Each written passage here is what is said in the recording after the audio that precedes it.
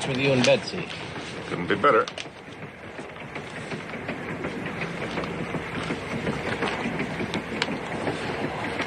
Look, did you say something to me the other day about wanting to make a change? Oh, well, not exactly. What I said was that I like it at the foundation okay, but I'm having a little trouble making both ends meet. The reason I ask, I hear there's a spot opening up in public relations where I work, in United Broadcasting. What would it pay? Oh, I don't know. 8,000, 10,000, I guess, something like that. Well, I could certainly do with 8,000 or 10,000. But I don't know anything about public relations. Who does? You got a clean shirt, you bathe every day, and that's all there's to it.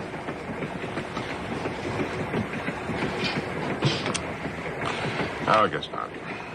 Thanks just the same. You're probably right. I don't think you'd be very happy in that chromium jungle anyway.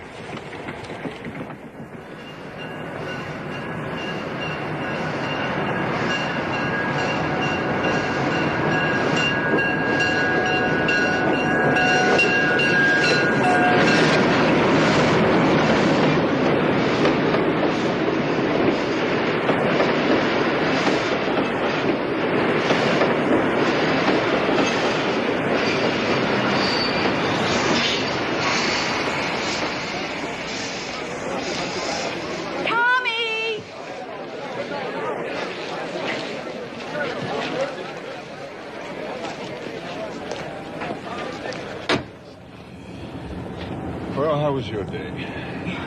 Not too good, I'm afraid. No? For one thing, the washing machine finally conked out. Oh, can't you have it fixed? Not anymore. It's really gone this time. How much does a new one cost? About $250. Wow. And Barbara's got the chicken pox. Oh, my. Better stop at the drugstore. I'll pick up a present for her. How's she feeling? Happiest little polka-dotted girl in the state of Connecticut.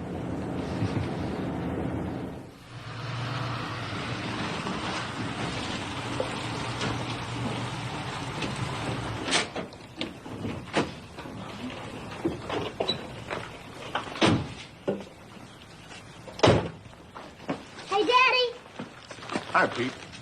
You know what, Daddy? What? Barbara got the chicken pox and we're all gonna get it. Oh, maybe not. But Mama promised, didn't you, Mama? That's what the doctor says. Here we go. We're all gonna get it and stay in bed all day. Huh. I can just see you staying in bed all day. Granny says she's gonna take her rock collection to bed with her. You come with me and help Mommy fix Daddy's dinner. I'm gonna take Millie to bed with me.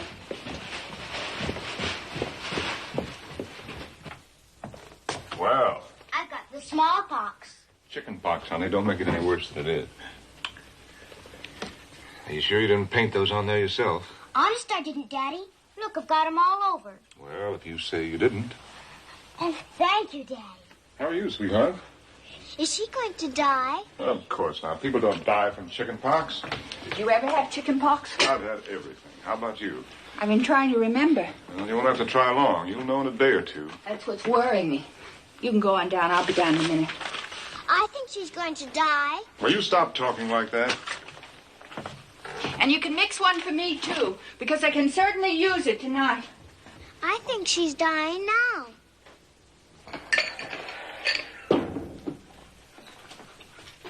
Well, what do you think you're going to do with him? I'm going to take him in bed with me. But he's filthy, Petey. I'm going to wash him in the bathtub first.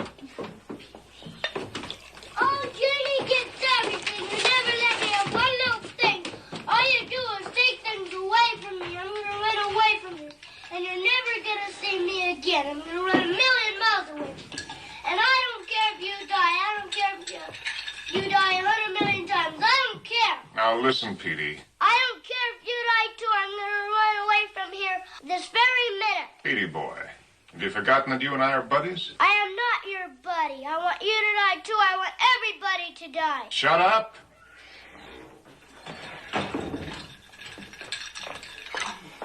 What have we got around here? A bunch of necrophiles? Oh, they're all right. Just a little fretful.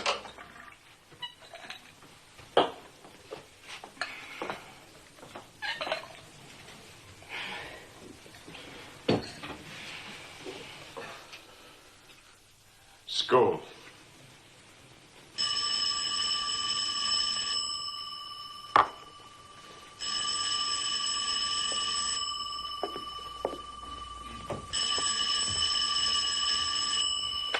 Hello.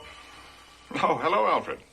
I tried to get you on the phone at the office, but you had just left. It's about the estate. I've just heard from the auditors, and the news is a little disappointing. Was that final? I see.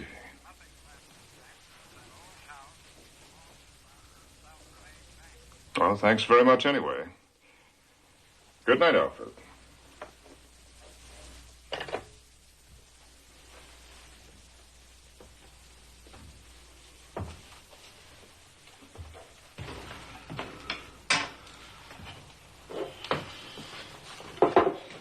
You'll have to brace yourself for this one, honey. Okay, let's have it. That was Alfred. He says there's nothing left in Grandma's estate. Nothing? Nothing but that old barn of a house, and there's a $10,000 mortgage on it. What about the money Grandpa left? Apparently she lost it. Well, that's certainly one on the button. What about the house? What do you think we can get for it? They've already had one offer, $20,000. $20,000? That house must have cost $150,000 to build. Well, that was 50 years ago. Nobody wants an old rookery like that today. Get the butter, will you? It's one of the few houses in Connecticut that hasn't grown old gracefully. You don't mean you're going to let them have it for that? What do you think we ought to do about it? Oh, that's the best offer we can get about it. Goodbye. Goodbye, dear. Send us a card when you get there.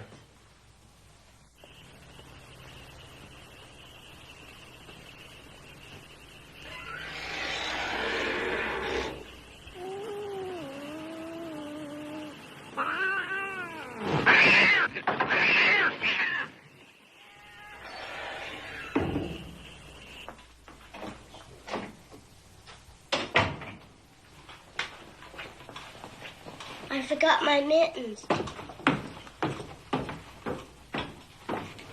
I think we ought to hang on to it for a year or two anyway, till we can figure out something better than that. You know what it would cost to keep up a place like that? Something like $6,000 a year on a $7,000 salary. But you're not going to always be making $7,000. That's what I mean. I could be making less. But you can't look at things like that, Tommy. You've got to believe that things are going to get better. Promotions, opportunities, some good breaks. That's what life is. Hope and the breaks. You can't just accept the way things are now. I think we ought to sell it and put the money in the bank or some insurance. Well, did you ever stop to think what might happen to you if I should drop dead some morning? I'll drop dead right there by you. What about the children? I don't even want to think about them. What I want to know is, you don't expect to be with the foundation forever, do you? Well, of course not, but you've got to admit it's an absolutely safe spot. All right, then. What about this? We sell Grandma's house and this house, too, and we get us a nice house in a nice neighborhood. So here we go on that again. But why not? If we can make maybe $15,000 on this one, and with what we clear on Grandma's... Look, honey, don't you understand? I'm sorry, Tommy. You know how I hate this house, but you don't know how much I hate it. It's ugliness. It's depression. But most of all, it's defeat. Don't you feel that at all? Well, it's not exactly a palace. It's a graveyard, Tommy. A graveyard of everything we used to talk about. Happiness, fun, ambition. And I want to get out of it. But if we put it all in the bank... And go on living here for the rest of our lives? Betsy, maybe you don't know it, but there are a lot of people in this world who are doing a lot worse than we are. Oh, no, they're not. They may look like it, but they're not. There are things about this house. It's not a happy house, Tommy. I don't think that's true, Betsy. Ever since the war. Will you stop harping on the war? It's been over for 10 years. It's gone and forgotten.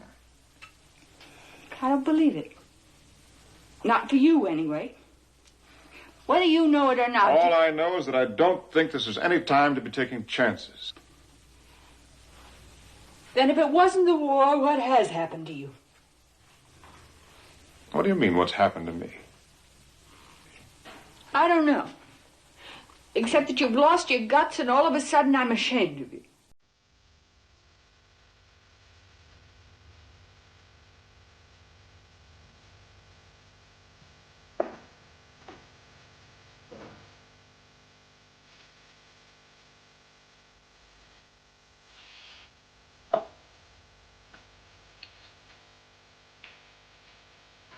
You want another? No, thank you.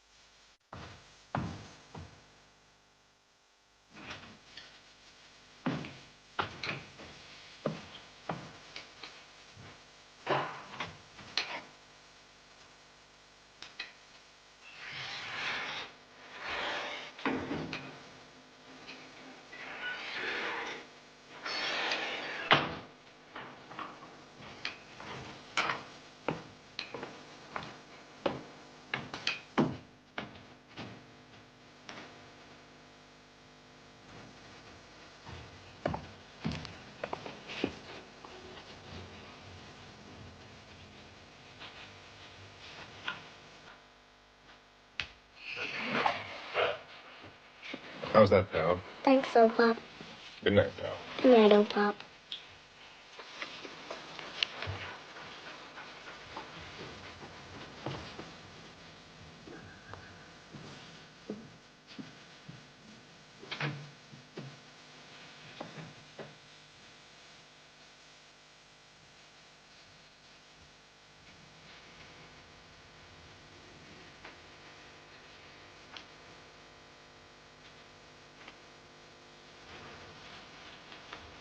Is she dead? Go to sleep.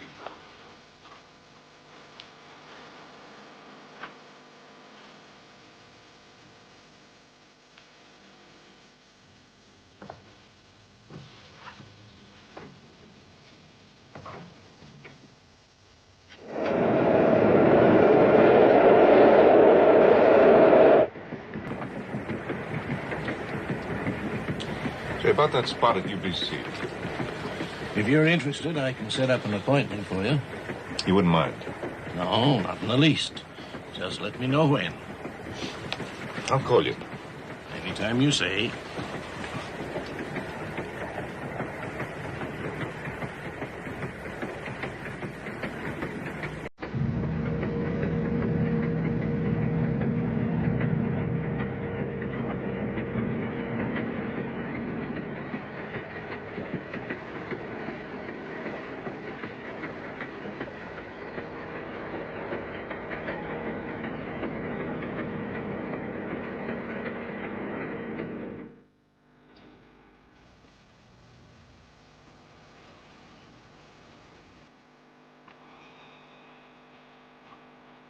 Wo bleibt sie denn?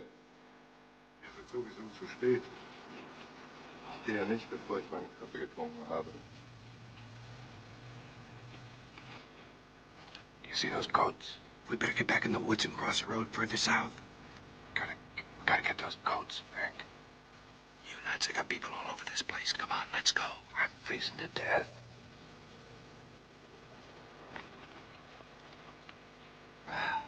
Dankeschön, Fräulein. Dankeschön. How many do you see? 2. Well, if I don't get that goat, I'm dead anyway. Okay, let's get him.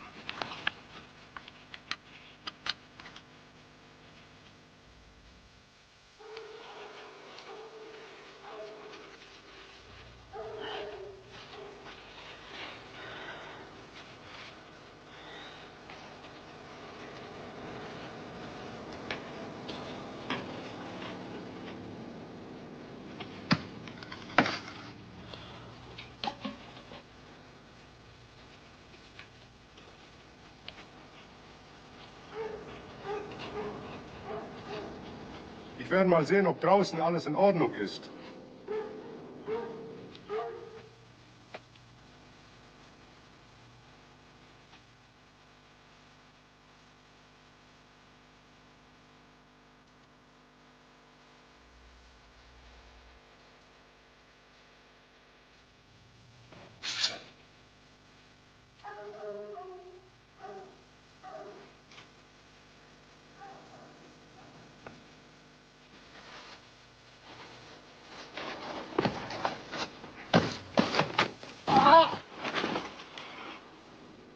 Fritz?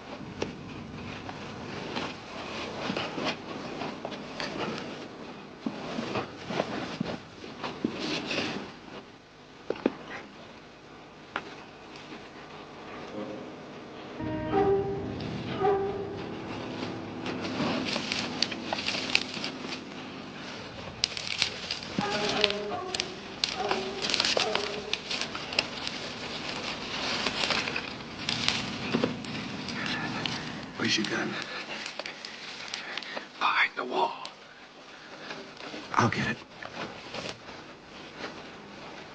Es ist furchtbar kalt heute Nacht, nicht wahr? Schrecklich. Es ist noch nie so kalt gewesen.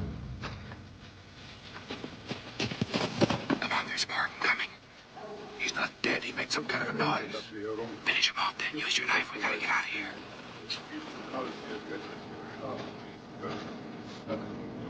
Wir werden hier doch niemand finden.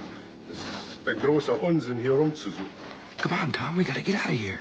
All right, get out of the way.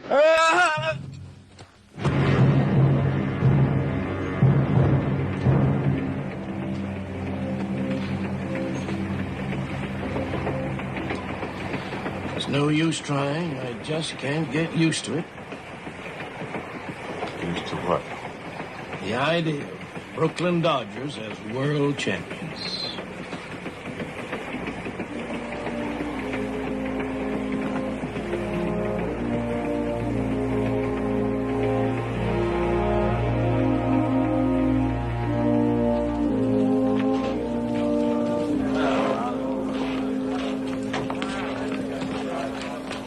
My guys will kill me.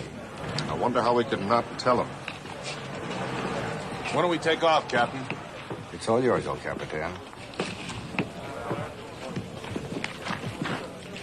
We take off any day, starting 1 week from today. We're all packed, Captain. But it's not for home. Are you kidding, sir? Seems we got another little war out in the Pacific. And that's where we're going next. Pacific? So what's the Navy been doing all this time? When we're after I don't know anything more about it than you do. Quiet down.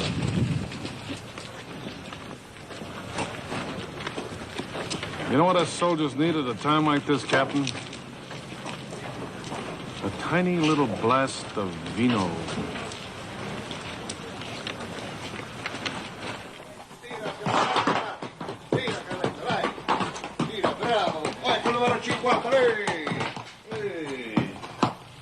Un momento. Wait a minute, honey. Now, you come right back here, you understand? We don't want to have to start tearing this Hogan apart. I will come back to you, baby.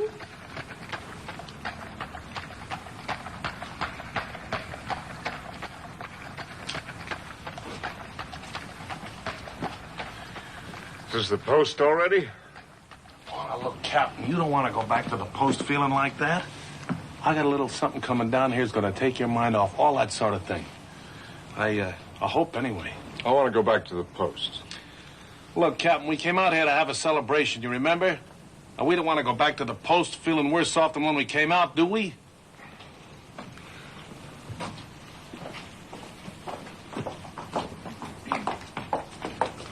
Questa è Maria e questo è Cesare. Hey, Captain. Not bad, huh? Shake hands with Maria, Captain.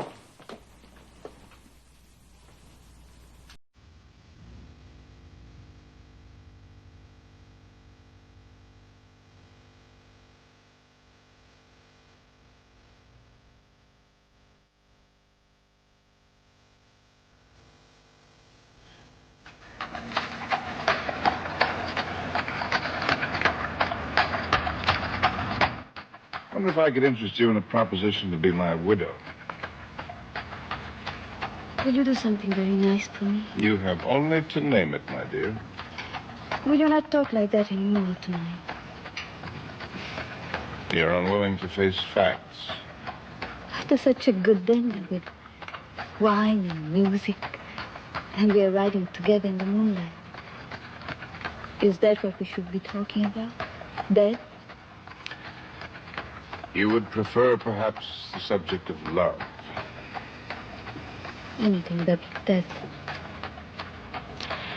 Very well, then. I love you. You mean you like me very much? No, I said I loved you. No, not love. Not so quickly. Why not? Is there some sort of timetable on love in Italy? No. I only want something I can believe tonight. Like if you said you like me very much. Well, that you thought I was pretty. Something I can believe for tonight, anyway. But not love. Not in just one dinner.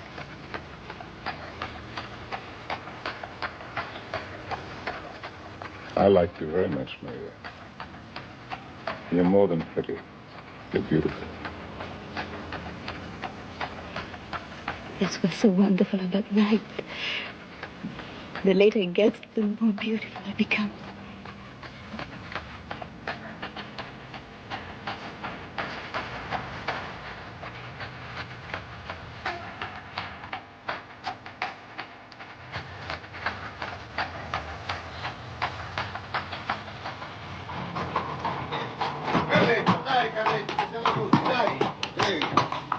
Carletto, lì, siamo arrivati, è bravo.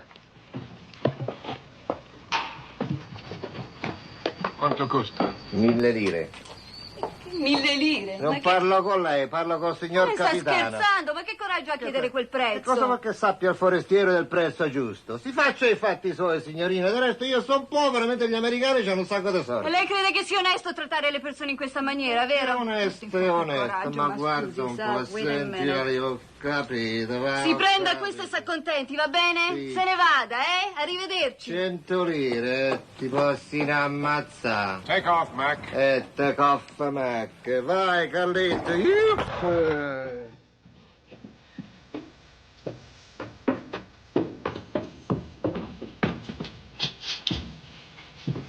Not a very pretty place, I'm afraid.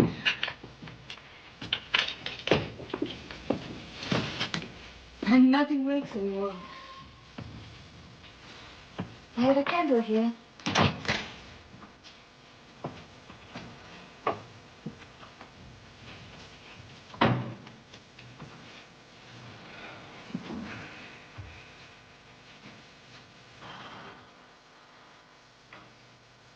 Are you feeling all right? Just thinking.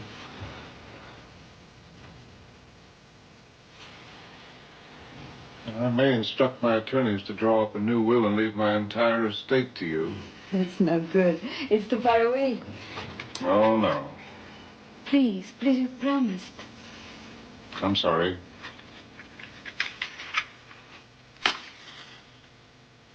But I would like.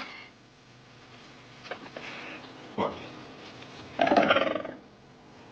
Something to eat.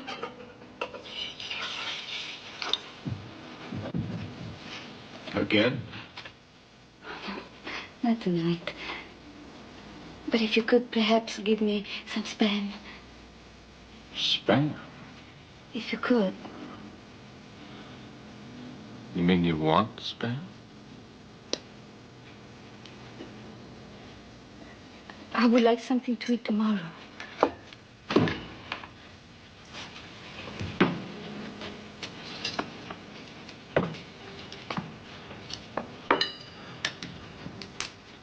Who do you live with here in this place? Gina and Gina's mother, No men? they're all dead. What about your family? They're dead too. Just you three women. And Gina's little brother. And they all like Spam? Any kind of food in tins or boxes. Okay, let's go get some right now. Oh, no, not now.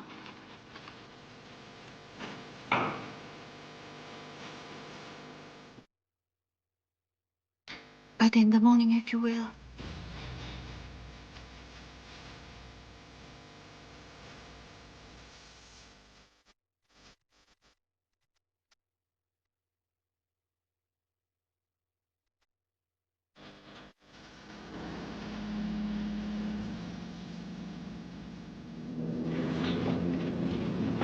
What was it, Captain? Said the party is over, gentlemen.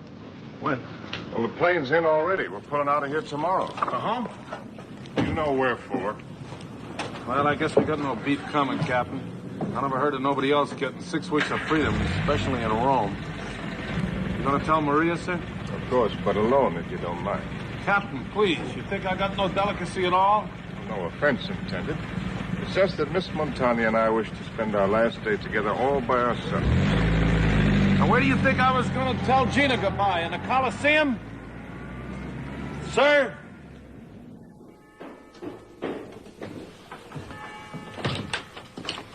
Come on, get out of there. I finally got that Jeep. A Jeep? It's going to rain, isn't it? Who cares? There's no law against a picnic in the rain. Where's my sweater? Look behind the screen. Oh, Tommy. All right, boys. Put it right down here. But you brought so much only last week. Hurry back down and get the rest. Will you get in there and get your clothes on? You ought to see what Gardella got for Gina. Don't want to sound stuffy, but I think it's wrong to liberate that much. Where are we going? Well, I can't tell you because I don't know myself. Let's make it a mystery picnic, shall we? We'll let the Jeep decide where we're going to wind up.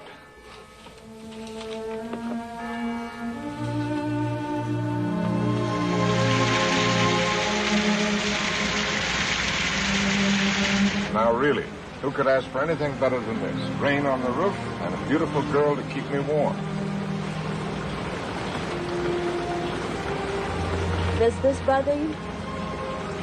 Probably will. I don't object to that. Not that either.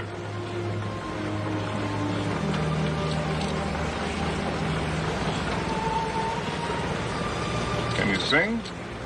No, I'm sorry.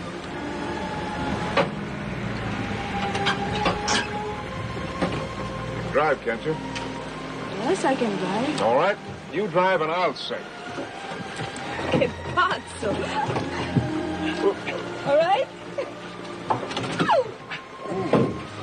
That's different, you tell him. There's nothing like a little singing in the rain.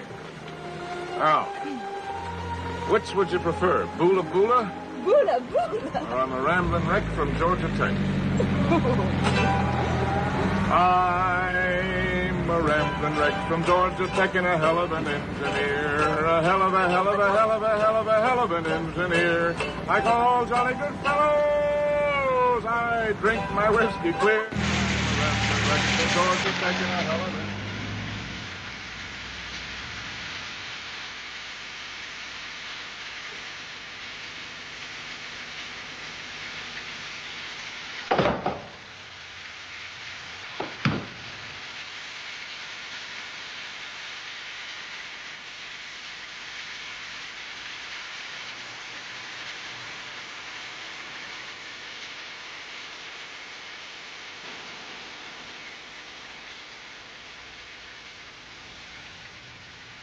This is the last day, isn't it?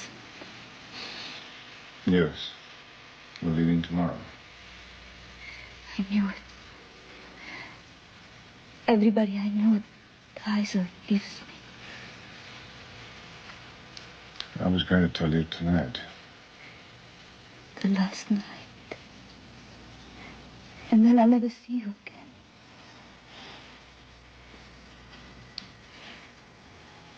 And you won't remember for long. You know better than that. How long? You're asking that seriously. You still don't know how much you mean to me. But say it. How long? As long as I live. Even when you're back with your wife? I wish I could forget you. It'd be better. But I know I'll never be able to.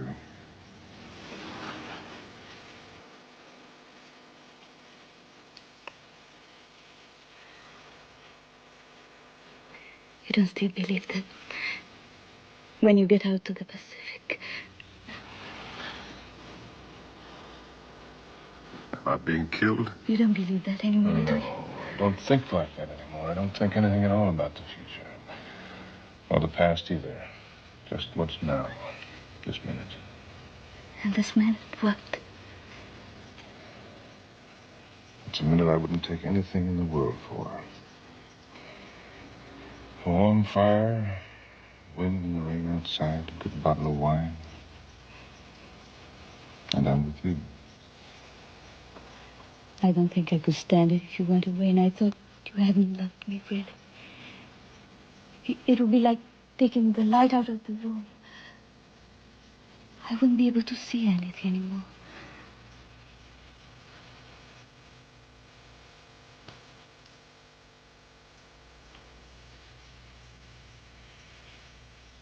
But will you remember, really?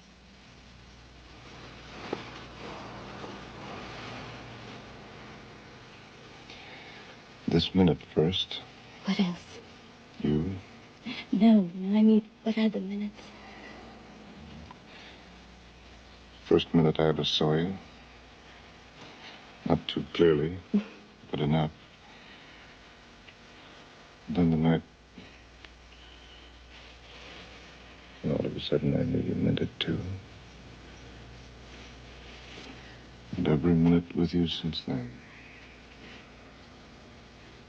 I was so lonely then. You have no idea. You can know what it was to be as lonely as I was. And now I think I'll never be lonely again. I think I'm going to have someone of my own. My child.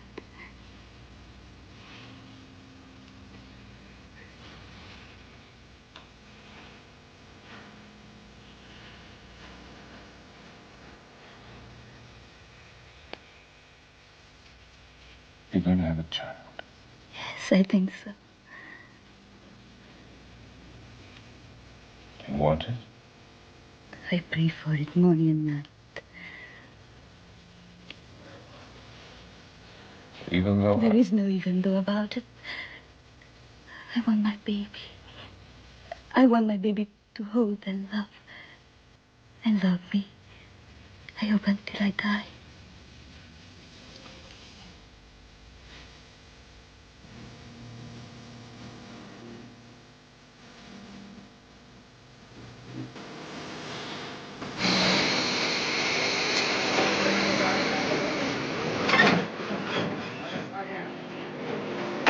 Want me to set up that appointment today? Why not? What time? Well, noon would be best for me. Okay. I'll call Gordon Walker. He's head of public relations. I'll let you know as soon as I find out. Thanks very much. I'll be in my office all morning.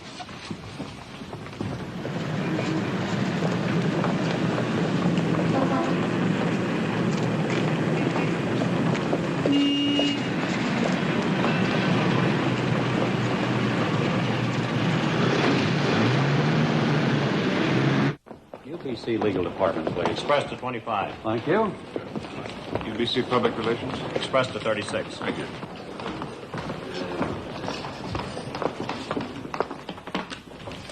How are you, Mr. Raff? Very well, thank you. Sit here.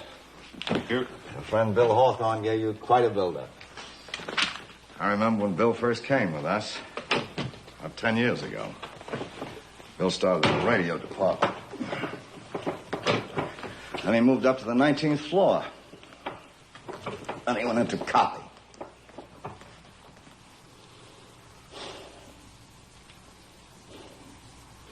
Crazy, isn't it? Looks very comfortable. My doctor tells me I need plenty of rest, and this is one of the ways I have of doing it. Why do you want to work for UBC? Well, for one thing, I'd like to make more money. Well, that's a wholesome, refreshing approach.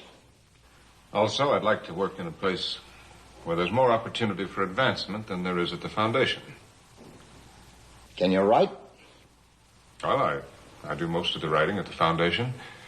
Reports to the trustees, things of that sort. Well, I tell you what I want you to do, then. I want you to go in that room there. Shut the door after you. And write me your autobiography in 1 hour. Everything you can think about yourself. In 1 hour. Along any particular line? Explain yourself for us. Examine your life. Tell us just what kind of person you are. And why we should hire you. I'll try. And at the end, I want you to finish this sentence for me. The most significant thing about me is... The most significant thing about me is... That's right. It's now 5 minutes of 12. Try to have it finished by 1 o'clock. The results, of course, will be entirely confidential.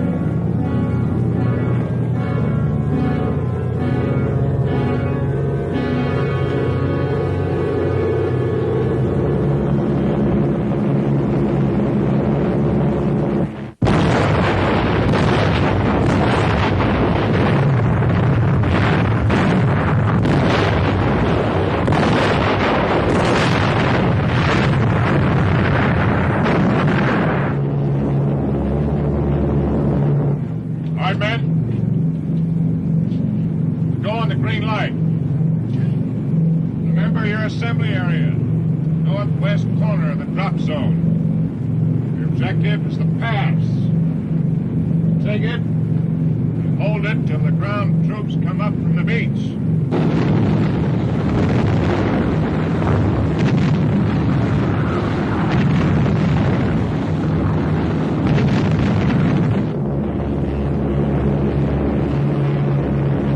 The lights on, sir.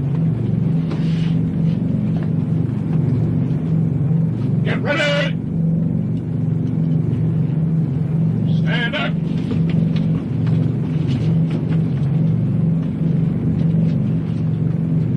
Hook up.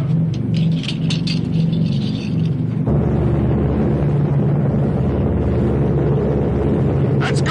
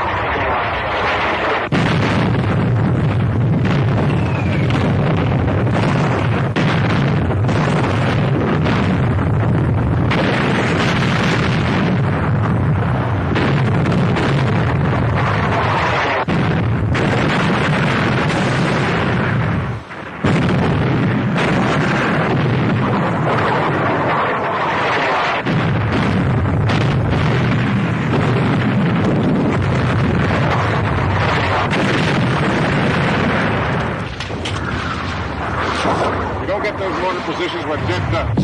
All right. Let's go. Right, you guys.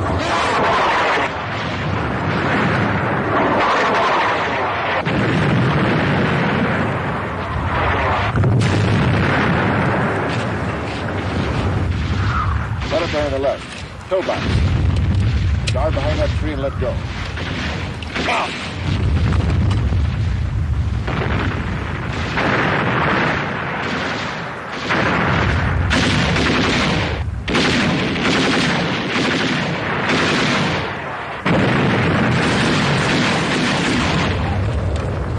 Check that pillbox and hold it.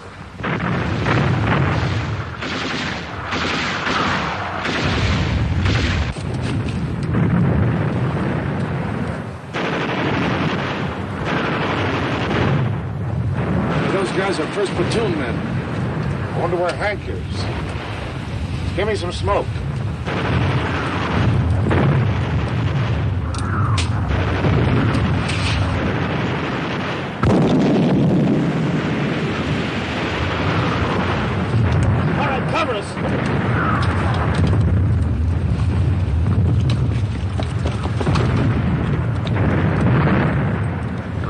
Rock somewhere.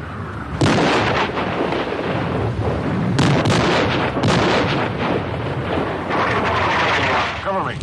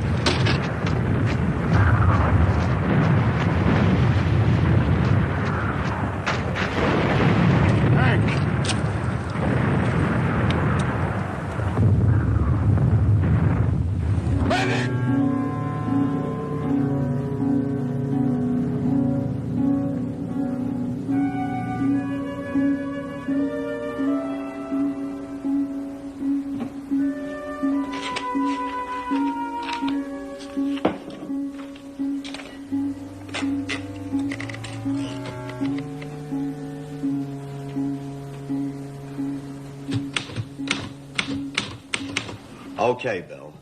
I'll send you a memo on it. All ready? Is this all? That's all. But you've still got 12 minutes. I've written all I think is necessary. The most significant thing about me, so far as the United Broadcasting Corporation is concerned, is that I am applying for a position in its public relations department, and after a reasonable period of learning, I believe I could do a good job. I will be glad to answer any other questions relevant to this application for employment, but after giving it serious thought, I am unable to convince myself that any further speculation on my importance could be of any legitimate interest or value to the United Broadcasting Corporation. Anything else? No. We'll call you when we decide anything. Goodbye. Thank you. Goodbye.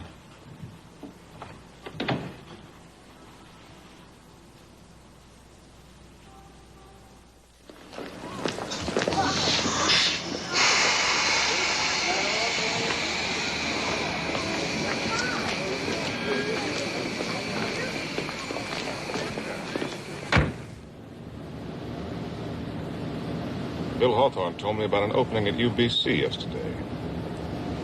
I went over to see them about it this afternoon. I'm awfully sorry about last night, darling. Maybe I had it coming to me. What's the matter with us, Tommy? Is it me? There's nothing the matter with us. We don't want to make too much out of a little blow-off, do we? We ought to be pretty happy, really. Your job's plenty good enough. We've got 3 nice kids, and we love each other. Must be the house.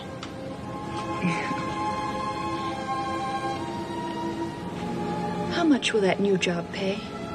I don't know. Maybe 8 or 10,000. You know what I think would be nice? Now, just a minute there.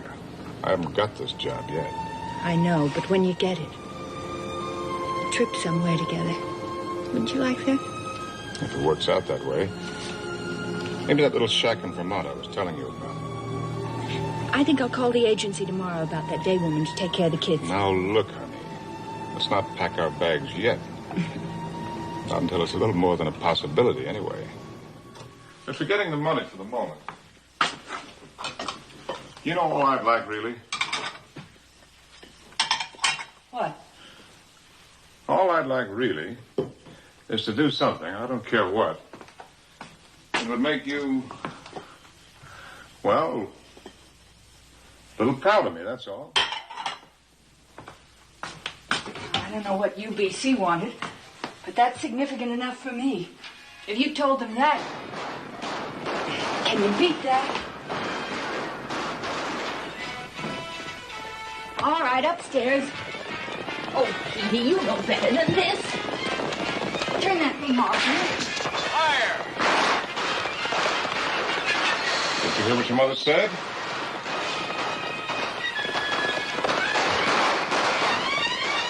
Did you ever have but that one picture?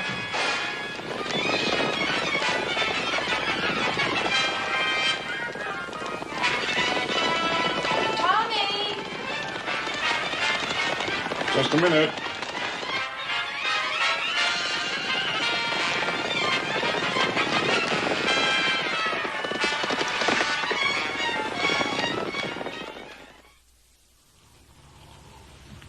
What I don't understand is why he doesn't let you handle the job as usual. Or why he insists on going outside the organization for somebody. Is it possible he doesn't trust us anymore? Yeah? Mr. Thomas Rath. Send him in.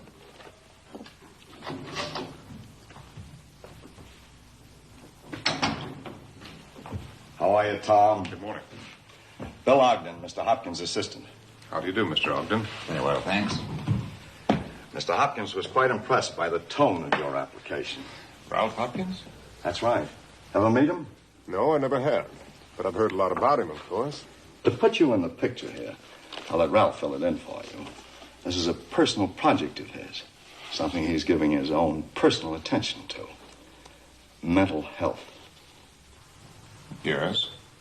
Some kind of a national campaign. But he'll tell you about it himself.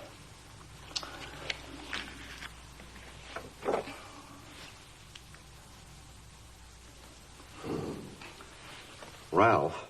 Good morning, Gordon. We have Thomas Rath here with us, Ralph.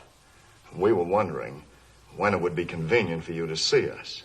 Come on up now. I'll be through with this in just a minute or two. It's up a little, not much, nothing to worry about. And your heart sounds pretty good. I'm certainly glad to hear that. But you had a warning, and if only to satisfy my own conscience, I've got to tell you again, you've got to slow down. I've been getting plenty of rest. You ought to cut way down on your schedule. Sleep a little later. Come into the office around 10:30, 11 in the morning. Get away around 3 or 4. And cut out these outside activities of yours. Not, of course, that I expect you to pay the slightest attention to what I say. But I will, I promise you. And thanks so much for coming right in the middle of your day. Not at all, sir. Goodbye. Goodbye, Doctor.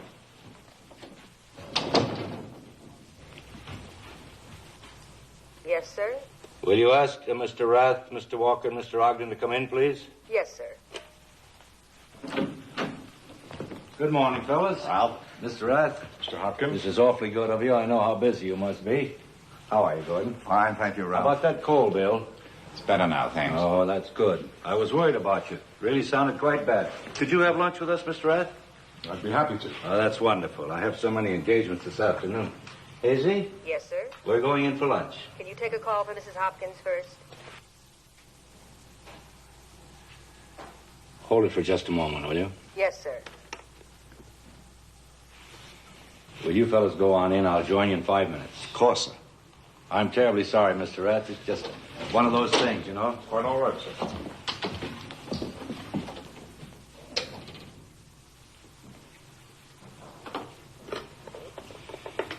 I'm sorry, dear. How are you? Can you come out today? I've got to talk to you right away about Susan. What about her? Many things, really. But she's just informed me that she has no intention of going to college, and I just don't know what to do about her anymore. Well, I'll be there this evening, if that'll be convenient for you. Don't fail me, Ralph, please. I won't, dear. And don't worry too much. I'm sure we can straighten it out. I'll be looking for you.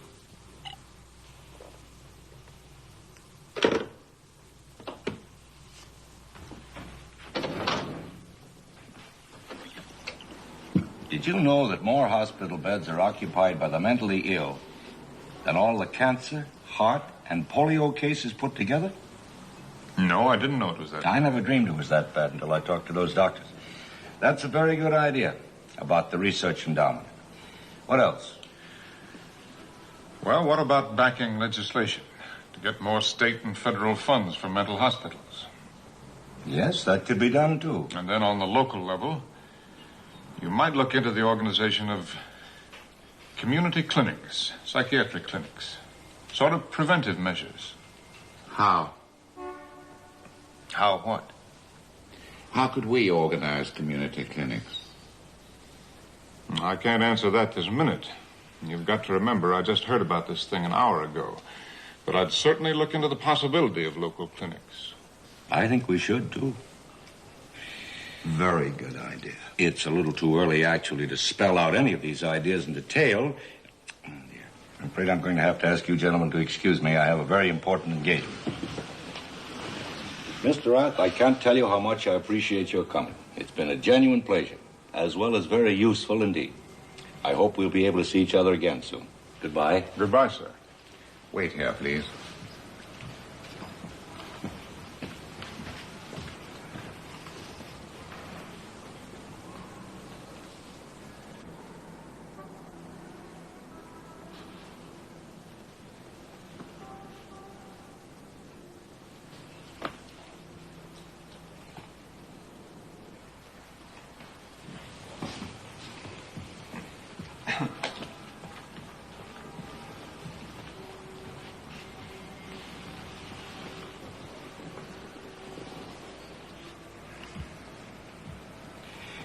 This wouldn't be a very high-paying job, you understand. Well, what kind would it be? The figure we had in mind was something around 7,000. Well, that's no good. That's what I'm getting now. I know. What did you have in mind? The job as I see it should be worth at least $10,000. I'm afraid that's out of the question. Well, so is 7,000 as far as I'm concerned. We don't like to quibble over things like this. We feel that if a man really wants to work for UBC, it shouldn't be necessary. Well, that's strictly up to you, of course, but you can hardly expect me to switch jobs purely for the pleasure of working for UBC. Well, not that anything can be decided now anyhow. We just wanted to get a line on the way you were thinking. Well, that's all right. I'm in no hurry. We'll call you then. Thank you very much. I wouldn't count too heavily on anything, you understand. There's nothing very definite about any part of this idea. I understand. Thanks for the lunch.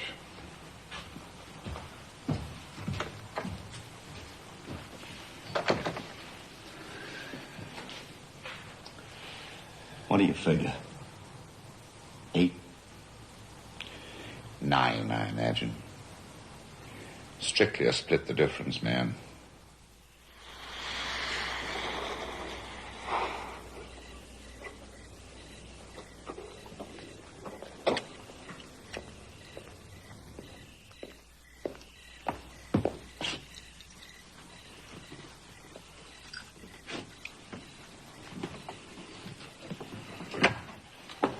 Yes? I'm Mr. Hopkins. Oh, excuse me, sir.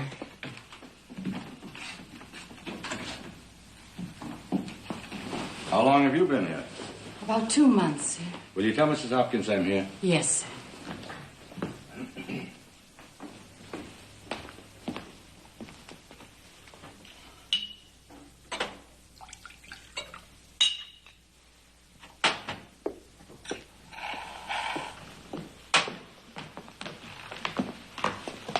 Hello, dear.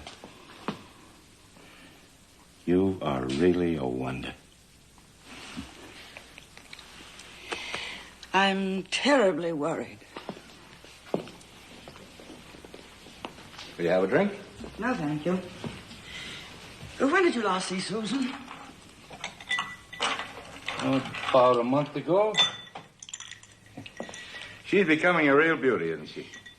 Have you any idea of the kind of life that she's leading these days at 18? No, but I'm sure. She lives in nightclubs. But at 18, don't all rather well-to-do girls go through that stage? She's not rather well-to-do. She's very rich. And she's your daughter with your name. She's a celebrity in that filthy crowd. And I can't tell you how unattractive it is in her. A celebrity? And the men she goes with.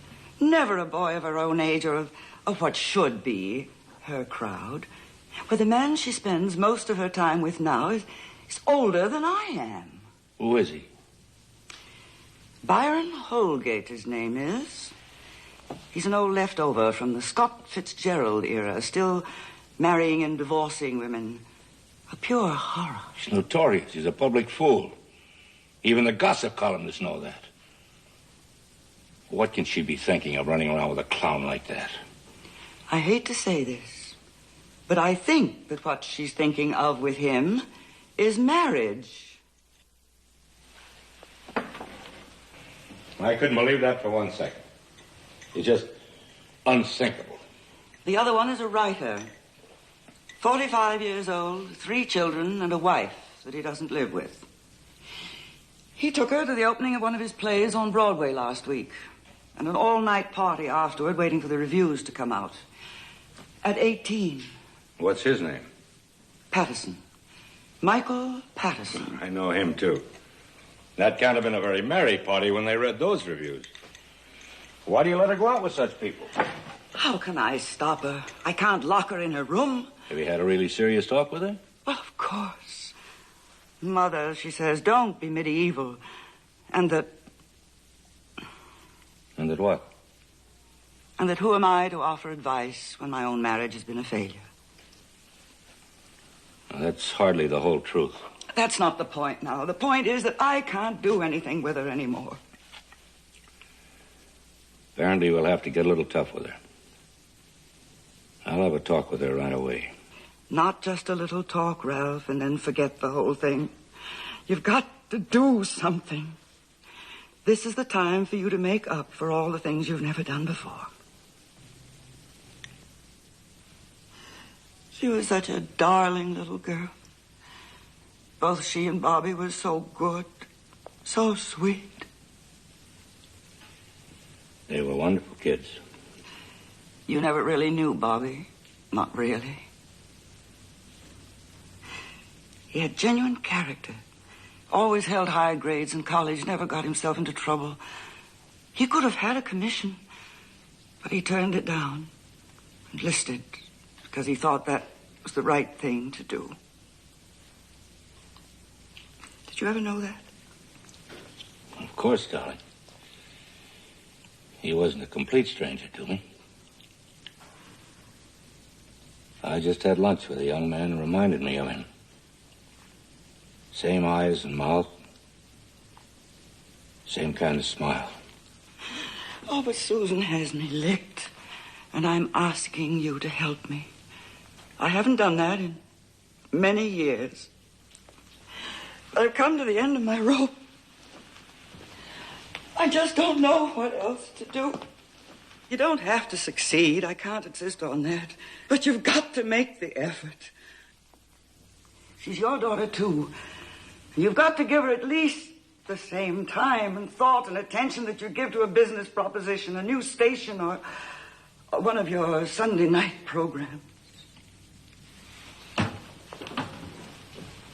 I'll do everything I can, yeah. I'll call her this evening and I'll talk to you tomorrow. If you don't, Ralph, if you don't make this effort, I'll never want to see you again.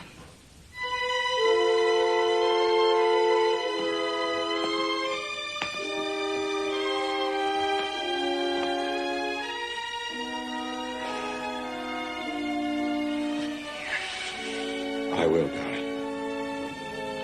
I promise you.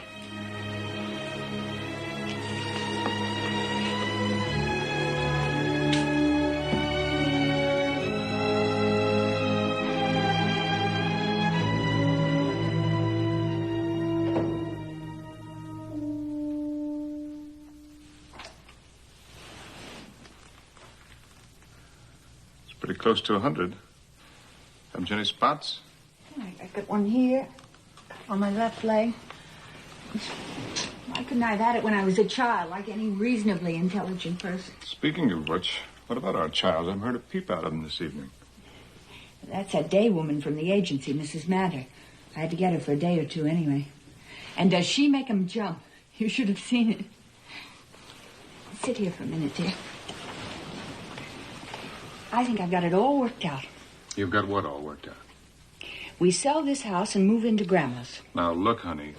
But no, Tommy, you've got to listen first. You can't say no until you've heard it. All right, I'm sorry. Go on. We move into Grandma's, but only for a little while. Just until I can figure out something else. What else? There are 23 beautiful acres in Grandma's place.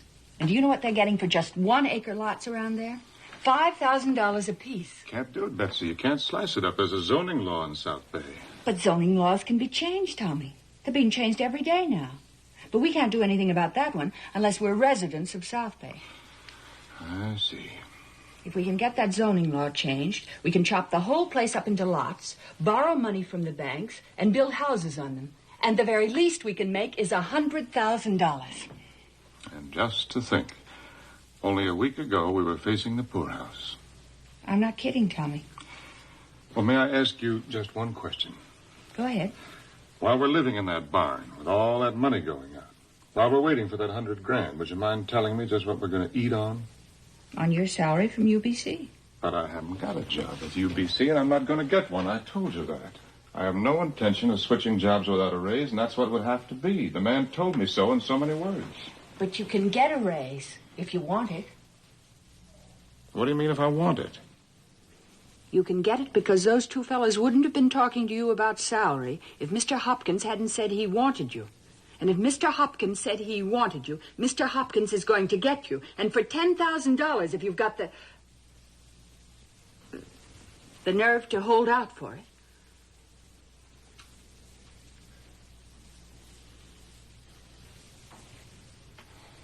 I'm going downstairs to get a glass of milk.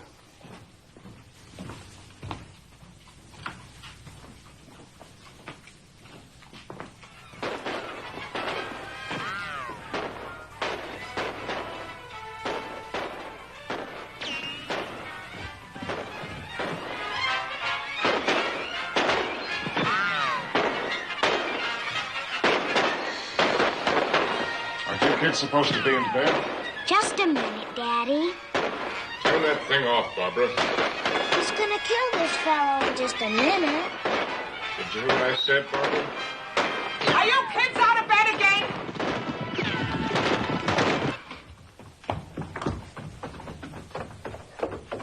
If I catch you down here once more, Mr. Raff, Mrs. Manter? I'll have him straightened out in a day or two. I've had 8 kids of my own, so I know how to handle them. Once every last one of mine were down with the measles. Know what I did? What? Broke my leg. And my husband was away, too. What did you do? What are you hollering for? I can hear all right. Sorry. Never stopped me for a minute. I just put my knee on a chair, tied it that way, and breezed along like a breeze. I never did a better day's work in my life. Wonderful. Good night. Good night.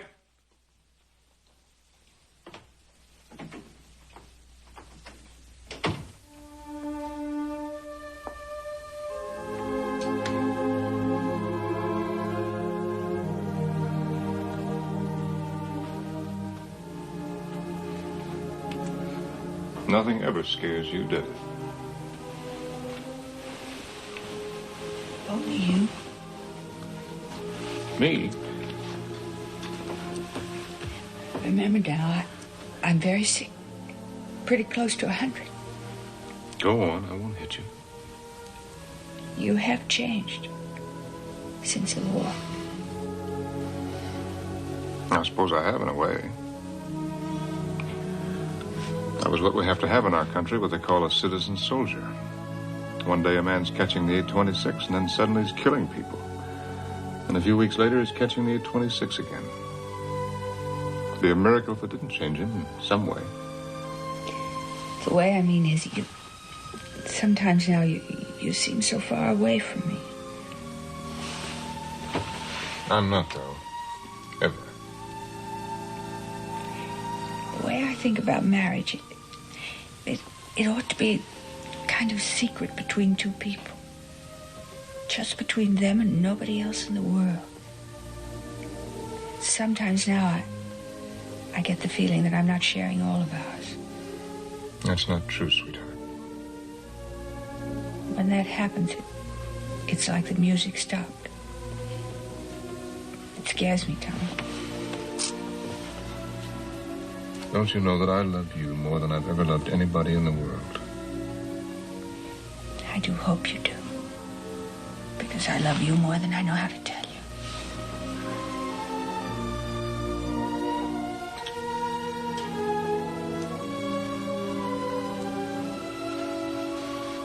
Even when I'm a little on the cautious side?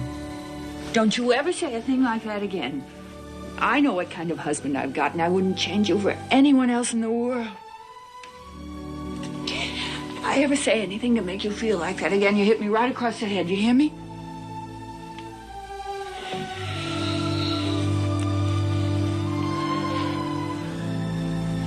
Are you sure this is all right? With the chicken pox? What do you care? You've had it.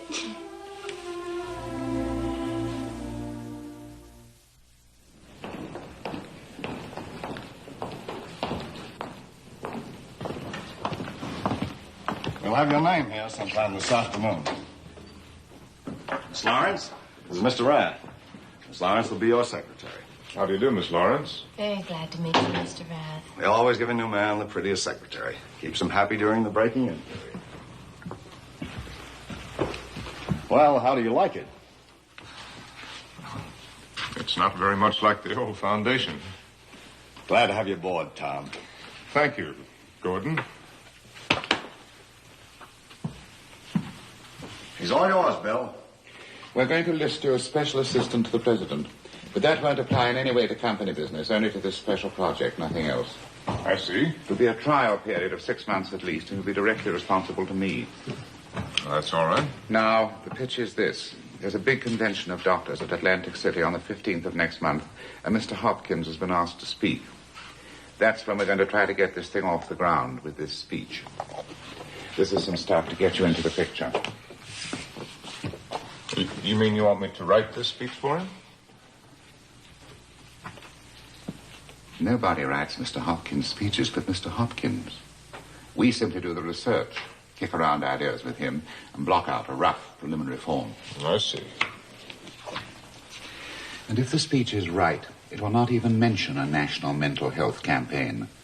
But at the end of it, the entire audience will rise as one man and demand not only that such a campaign be launched at once, but that Mr. Hopkins should head it. Is that all? I shouldn't be facetious about it if I were you.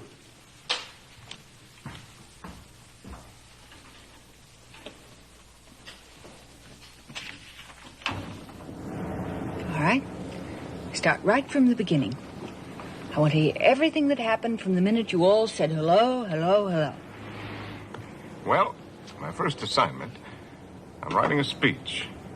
No, that's not it. I might as well get used to this double talk from the beginning. I'm not writing a speech for Mr. Hopkins. I'm providing the rough material so that he can write his own speech. May I interrupt for a moment? Of course. That is not the way to start a new job. What isn't? Being so bright and cynical about it.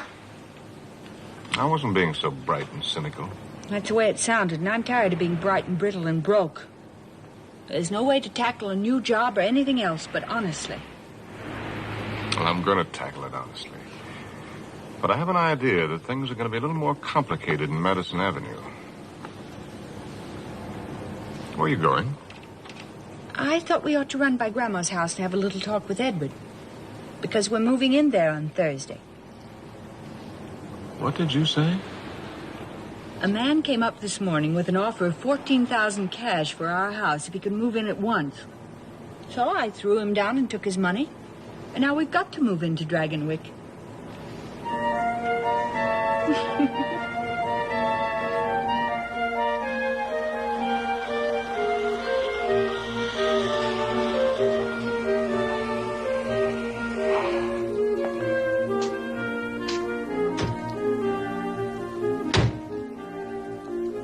Rath's Folly.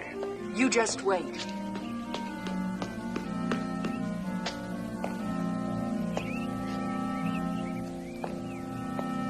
Poor old fellow. How long was he with her? Ever since I can remember. We're going to have to find some way to look after him.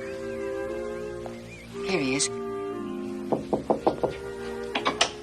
Hello, Edward. Hi, Edward. Good evening, sir.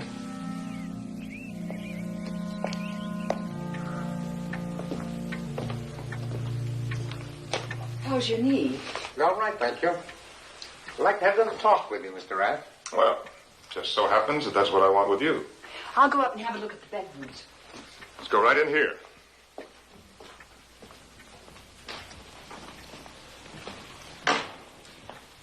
What's on your mind?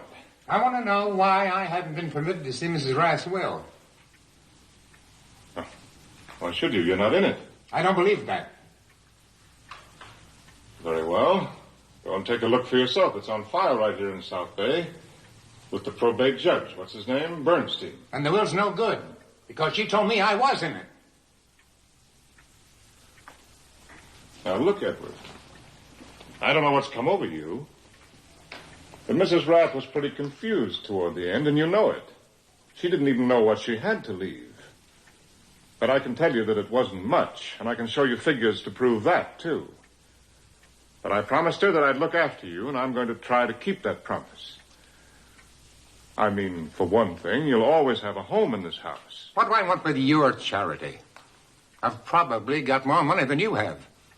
What I want is what she promised to me, and that's what I'm going to get to. You mean she promised you some sort of pension? She promised me this house. This house? That's pure nonsense, and you know it. Well, why else do you think I stayed on here? Taking her crazy orders, cleaning dirt up after her. You think I love that old woman? Don't speak like that about Mrs. Rath again, Edward. I'll sue you, you know. I've got money. I can get a lawyer. I can get the best lawyer in New York. Nobody's going to swindle me out of my rights. The will leaves the house to me. The only question now is whether you're going to be sensible about this and take what you can get, or whether you're going to keep shooting your mouth off and get thrown out of here tonight. I'll get out, all right. Don't you worry about that. But I'll be back. And don't you forget that either. Either you're trying to cheat me or she did. That crazy old woman. She was filthy. She never bathed. She never... Now get out of here. Go pack your bags and... If you're not out of here in an hour... You want to be sorry for this? Call a taxi if you want it, but don't come out of your room until it gets here. All I've got to do is to show my proof. And that's what I'm going to do.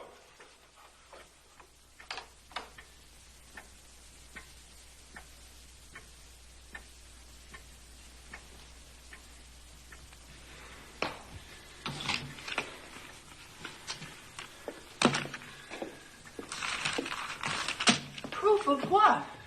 Oh, that he owns this place. He says Grandma left it to him. Is that possible? Of course not. He's just trying to get away with something.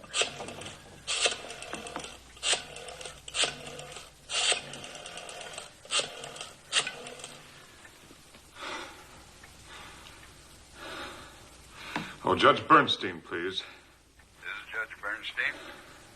This is Thomas Rath, Judge. You remember my grandmother's will, Mrs. Walter Rath? Yes, I remember. I'm very happy to meet you, Mr. Rath. What can I do for you? Well, that will has been finally probated, hasn't it? Yes. And is there any legal reason why I shouldn't move into this house?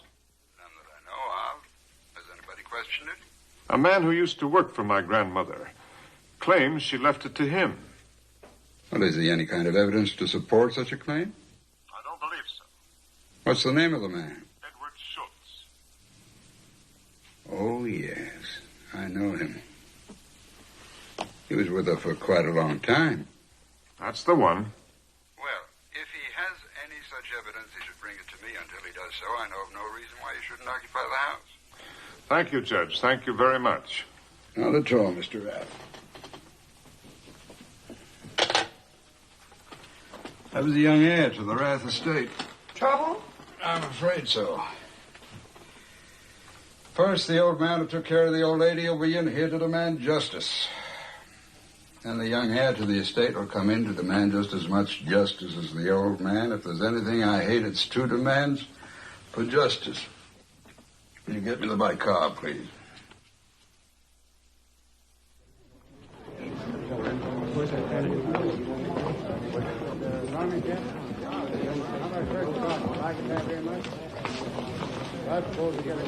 Hey, did you see that fellow who just went out? Which one? He was my CO in the Army. What if he's working here now? I didn't see him. If he is working here, I'd sure like to see him about something.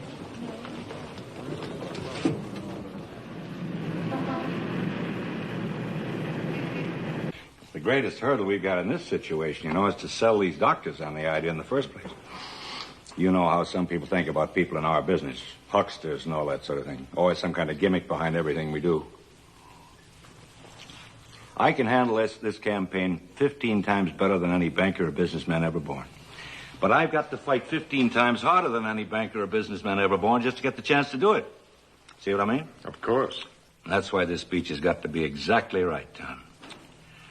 The opportunity simply doesn't come along every day for a man to be able to do something of such tremendous good. But now, by the grace of God, one has come to me. Chance to be of great help in a truly holy cause. If only I can make these people believe me. Oh, dear. I had no idea it was that late. Excuse me, please. Certainly, sir.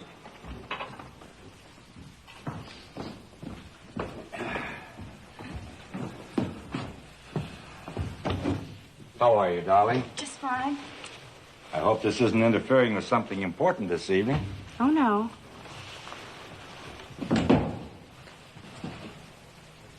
I just want to have a little talk with my beautiful young daughter.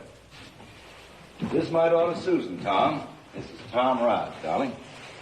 One of our bright young men from the office. How are you doing, Miss Hopkins? How are you? Would you mind very much? Not at all, sir. You know how busy young ladies are these days. Good night, Miss Hopkins. I'm very pleased to have met you. Thank you. Good night. I really have to catch her on the fly, as it were. I'll see you tomorrow, Tom. And I do want you to know how much I appreciate you coming up here tonight. I know I shouldn't impose on your evenings like this, but I'm just so anxious about this project, I suppose I get a little frantic about it at times. I think it's worth getting frantic about it. Thank you for saying that. Makes me feel a little better about taking you away from your family. Oh, that's perfectly all right. Good night, sir. Good night, Tom.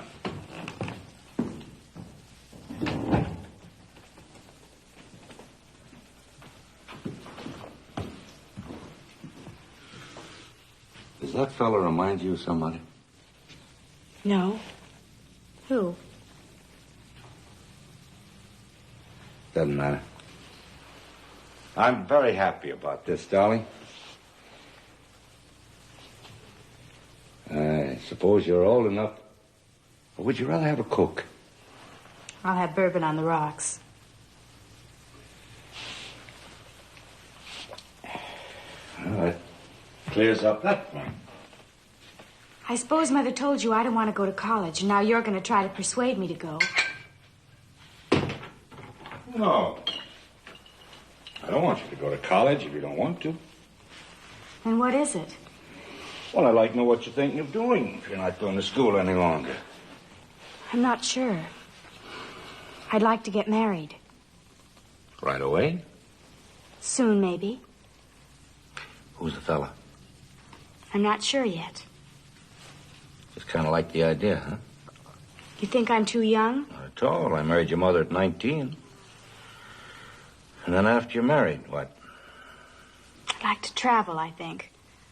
Sounds like a very pleasant life. But before you get launched on it, we have something of a problem we ought to discuss. What kind of problem?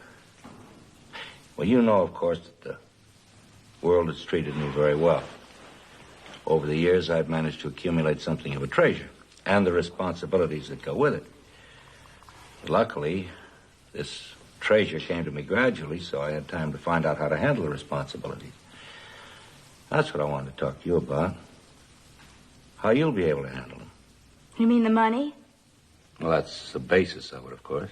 I'm not interested in money. I think money's a bore.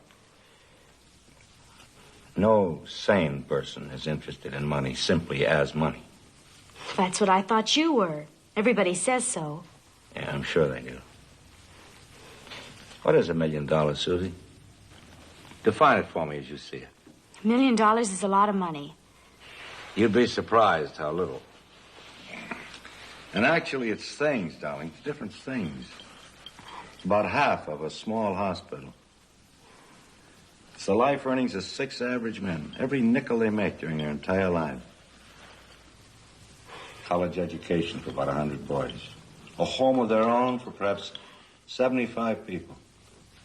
1 fighter plane for the Army. But one thing it is not something that any intelligent person could consider a bore. If you mean it's power, I'm not interested in power either.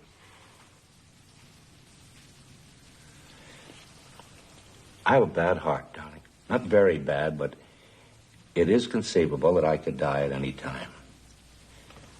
And frankly, darling, leaving a lot of money to you would be like giving a gun to a baby.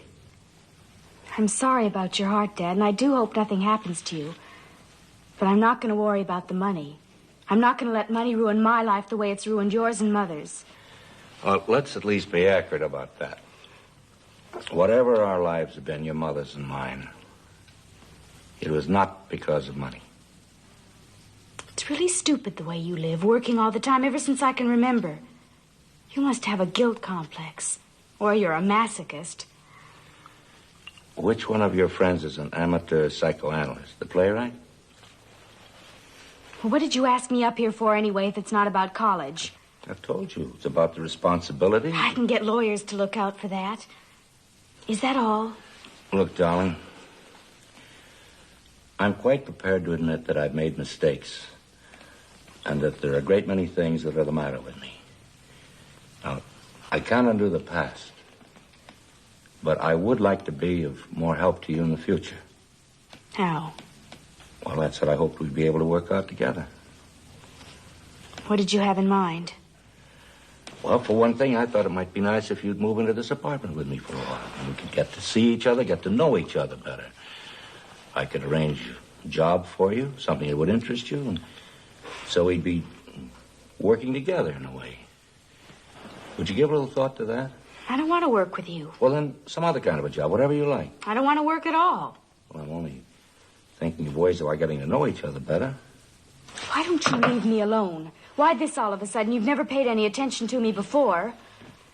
Because you're still my little girl.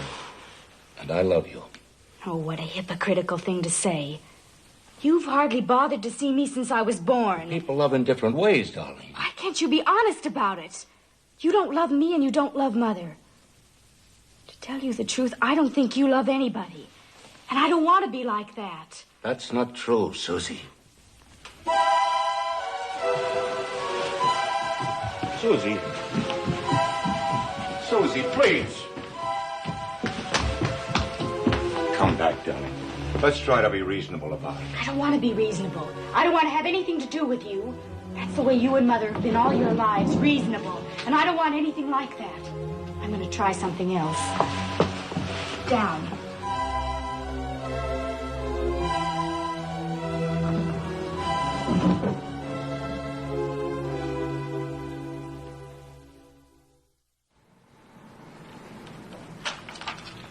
This is awful. Worse than the others. Aren't you interested in this project? Are you asking that seriously? This doesn't do it at all. Why doesn't it?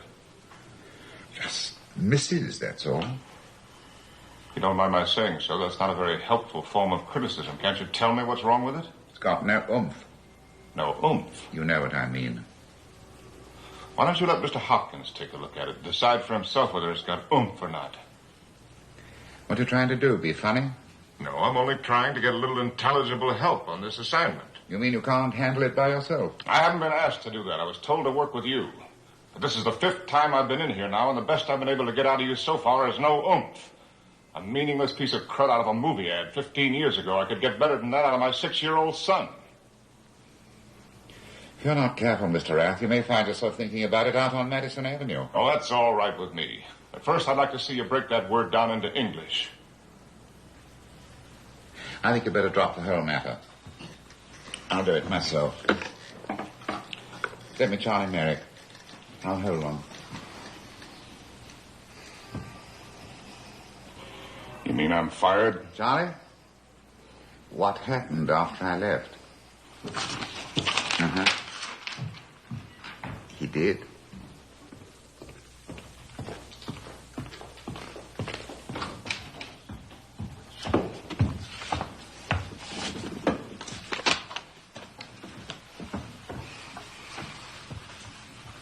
Didn't he? He didn't? I think he's crazy. I think it's awfully good. Thank you, Polly. There was a call from a Judge Bernstein. Wants you to call him back. In South Bay?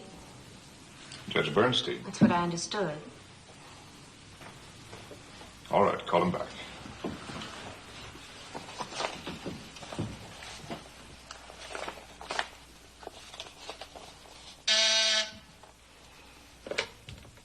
Hello, Judge Bernstein, Tom Rath. But if you're not too busy, Mr. Rath? Far from it, Judge. About your grandmother's will, Mr. Edward Schultz was in to see me this morning. Oh, yes, that's the man I was telling you about. And I have here the photostat of a letter of Mrs. Walter Rath's stationery. To whom it may concern, in exchange for his services for the rest of my life, and in place of paying him a regular salary for same from this day forward, I hereby bequeath my entire possessions, Schultz, who has served me faithfully for more than 30 years. It's typewritten, dated January 18th, 1953. Bears what purports to be Mrs. Rath's signature, which appears to be genuine. You know anything about this document? No, and I can hardly believe it. Well, that's something the court will have to decide. Well, all I can say, Judge, is that I hope nobody else ever dies and leaves me anything. Well, I shouldn't say that, Mr. Rath. But, look, I have an idea. I wonder if you could stop in to see me tomorrow morning before going into town. About 9 o'clock, say? I suppose so. That's fine. Thank you very much, sir. Thank you, Judge. Says he hopes nobody else ever dies and leaves him anything. He must be quite a character.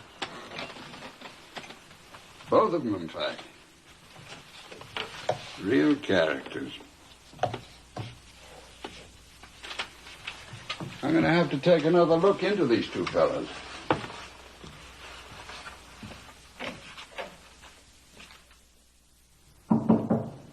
Come in.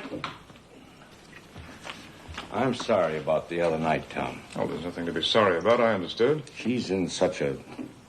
Well, you know how young girls are. But about the speech, how are you coming along with it? I'm not on it anymore. Why not? You'll have to ask Mr. Ogden about that. I don't understand that. But anyway, this is a kind of a tentative outline the boys and I have cooked up. My contribution, I can assure you, being very minor. I was wondering if you'd be good enough to read it and give me any ideas you have about it. You mean the same speech I've been working on? The Atlantic City speech. We're all working on it. I see. What's the matter? I just didn't understand it that way, that's all. Could you read it for me tonight? Be glad to. I'd appreciate it very much. I'll read it. Thank you very much, Tom. I'll see you tomorrow. Anytime you say so.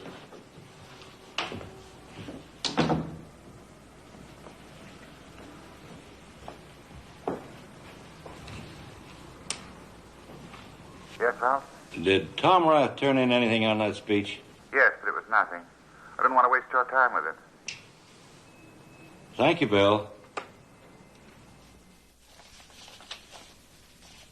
Did you write this? Never mind who wrote it. What do you think of it? I don't know very much about the subject, Tommy, so my opinion wouldn't mean much one way or the other. Stop stalling, will you? You didn't write it, did you? You answer my question first. All right, then. I'm afraid I think it's kind of boring. But then maybe that's me. Is that all? Just boring? I hate to say it, darling, but I think some of it's a little silly, too. No, I didn't write it. Hopkins had a hand in it, but most of it, I think, is Ogden's. I think he jumped mine and came up with one of his own. But the point is, Hopkins wants me to tell him what I think of it. Well? I think it's dreadful. That's what I meant. And you tell him so, too. Well, aren't you? I don't know. What do you mean you don't know? This has turned out to be a very tricky business, honey. And a lot of tricky angles to it. Well, what's that got to do with your telling them what you think about this speech? Well, one thing I've learned already is that you've got to protect yourself in the clinches. The thing to do is sort of feel your way along. I mean, when they call you in to give a report like this, you begin with a lot of highly qualified contradictory statements and watch your man's face to see which one pleases him. For instance, you can begin, I think there are some wonderful things in this speech. Then you pause for a second or two. If that seems to make him happy, then you go on. And I have only a few minor alterations to suggest. But if he looks a little startled on the word wonderful, then you switch and say, but on the whole, I don't think it quite comes off. If you've been smart enough about it, you can wind up by telling him exactly what he wants to hear. But that's not what you're going to do, is it? I don't know. You don't know? Well, I've got to protect myself, haven't I? Well, I'll tell you what I think about it. I think the whole idea is sickening.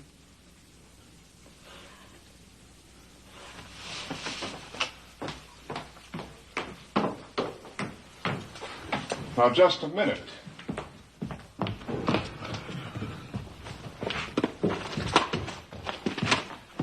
What's the matter with you? It's not what's the matter with me. It's what's the matter with you.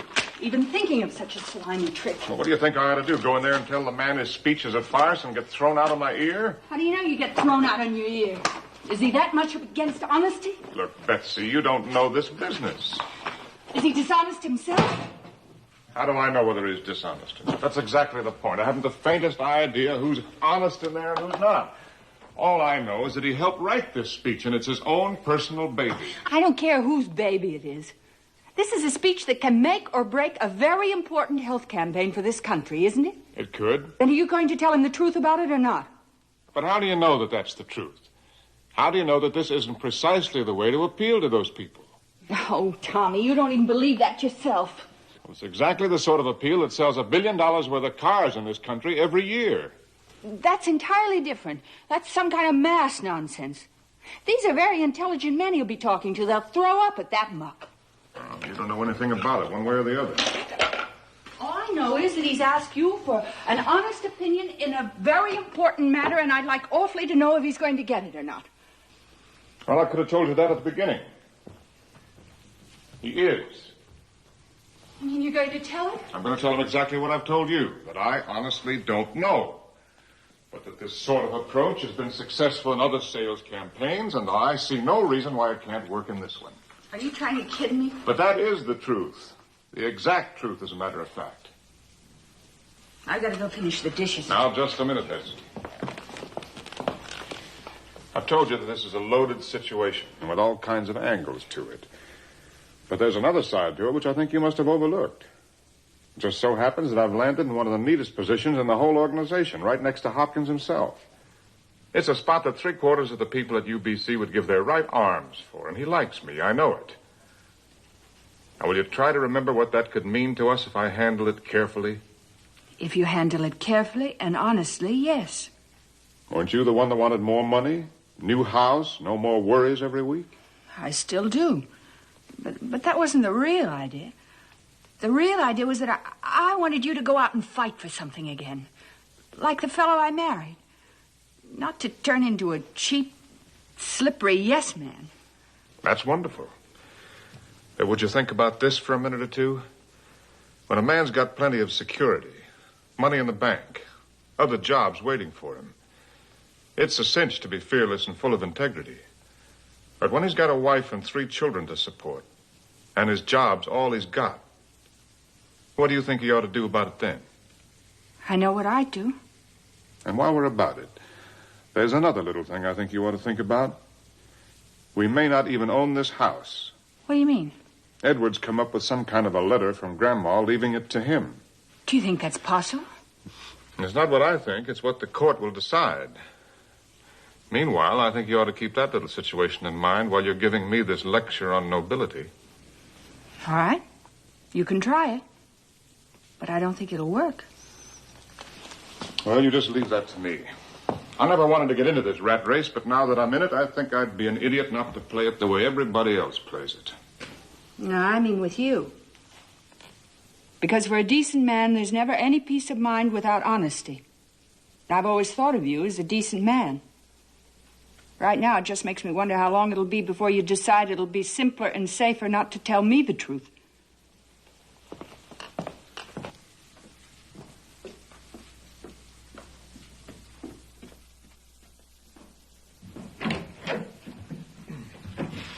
Morning, Mr. Rath. Morning. Mr. Rath. Good morning, sir. You know Mr. Schultz, of course. I do. I apologize for this way of going about things, but I'd like to see if we can't solve this little problem without bringing you to the strain and bitterness of a trial. I don't think any of us want anything like that. Now, here are the 2 documents of the case. The probated will, the photostated contract between Mrs. Rath and Mr. Schultz bearing Mrs. Rath's signature. Doesn't a document like that need to be witnessed? Not necessarily. Not if the court decides it represents the intention of the deceased. That's quite true, Mr. Rath. Mr. Schultz seems to have been doing a little research. My lawyers told me. You did more or less everything for Mrs. Rath, I believe. Everything. I was the only one she had in the world. Take care of her. Shopping, cooking. Everything. You also paid the monthly bills? I made out the checks according to the bills, and she signed them. He had to. Her sight was just about gone. Oh, she could sign her name all right. Look at the checks if you don't believe it. I didn't say she couldn't. Well, what did you do? Did you type them or write them? I typed them. Well, now we come to the most distressing part of this case. This is the part I'm sure none of us would like to see come out in open court. I regret to have to say this to you, Mr. Schultz, but you're a dishonest man. I'm dishonest? I'm afraid you are. And the reason I say that is I have here a list of 6 South Bay tradesmen who are prepared to swear that you asked them to pad Mrs. Rath's monthly bill so that you could get a kickback. Oh, I know that crowd. They're sore because I wouldn't give them her trade. And you wouldn't mind if we subpoenaed these people? Why should I? Also, I was astonished to learn at what an enormous bank balance you have on your salary. I don't know what kind of monkey business you're up to, but you can't get that information from a bank. It's against the law. $78,462.09. Mr. Rath's account is just under $9,000 in one deposit. Did the bank tell you that? Oh, you can't get that information from a bank. You told me that yourself. If the bank told you that, they told you a lie. I haven't got anywhere near that much money. And I'm going to find out from the bank just what they did tell you, too. You wouldn't mind having your accounts examined by the income tax people? Anytime they want to.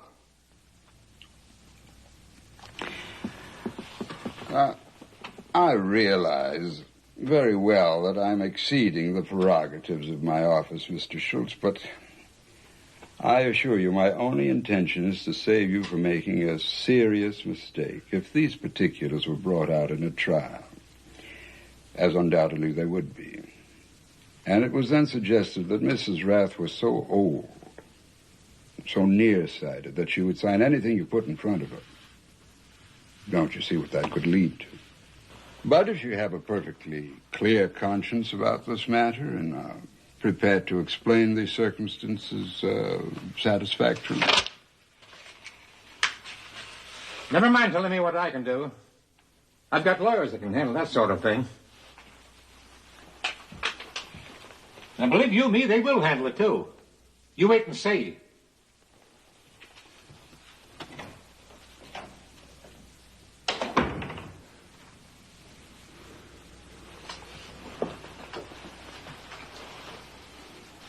Won't he be back?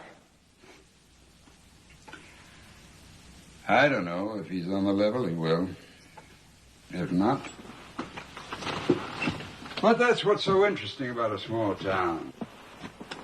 You ask around about somebody who's lived there for a while, and you'd be surprised what all the people have found out about him.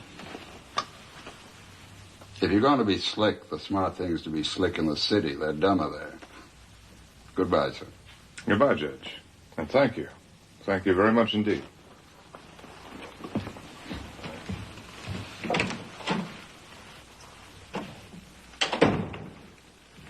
Miriam? Yes, sir. Bring the bicarb.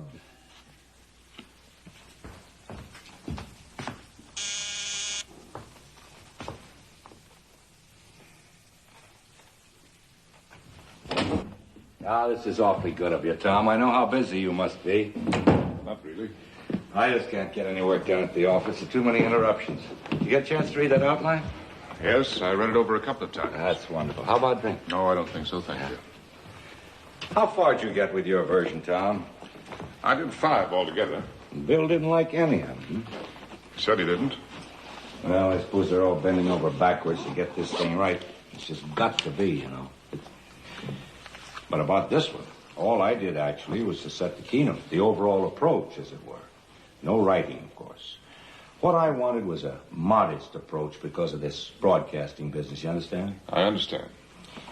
The way I suggested, I am simply a layman addressing an assemblage of scientists, and I make no pretense of being anything else. That's where I think the boys have caught the note perfectly, don't you? Perfectly. That's wonderful.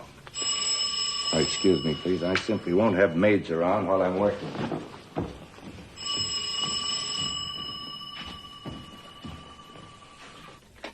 Hello? Yeah? Associated Press? No, I didn't. But I couldn't be more delighted about it. Both Mrs. Hopkins and myself. Where were they married? Greenwich, Connecticut, this morning. I see. Were you surprised? No, not at all surprised. A little disappointed that they eloped, of course. We'd hoped that we could give them a nice church wedding. But I suppose they decided that that would be too fussy and formal. You know Mr. Holgate long? Oh, yes. Yes, for a great many years. Mr. Holgate's an old family friend. Thank you very much, Mr. Hopkins. Well, you're quite welcome. And I thank you so much for calling. Goodbye. Goodbye.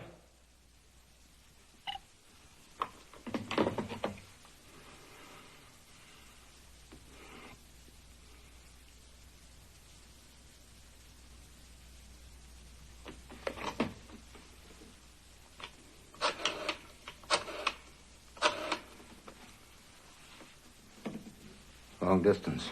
This is Ralph Hopkins, Butterfield 85598. I want South Bay, Connecticut 327. Mrs. Hopkins. Hello, this is Mr. Hopkins. Let me speak to Mrs. Hopkins, please. Hello, Helen? Helen? I know one of the newspapers just called me. I'll be right out. No, don't. I don't want to see anybody. I just want to go to bed. I mean to stay, darling. No. I don't want you to, Ralph. I know you mean well. But I don't want to see you now. Well, may I call you tonight? No. Not tonight. I'll call you in the morning. I don't want you to call me at all, Ralph. Please.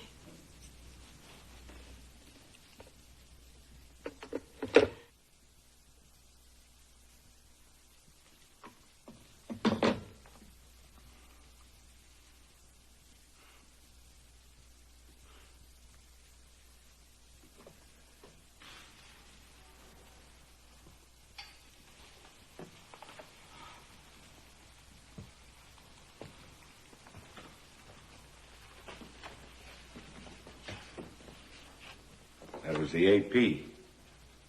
My daughter just got married. Well, congratulations. Thanks. The rascal eloped. Well, that's the romantic way, I guess.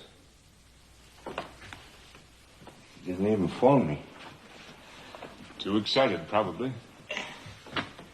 Yeah, I suppose so. So you like that approach, hmm?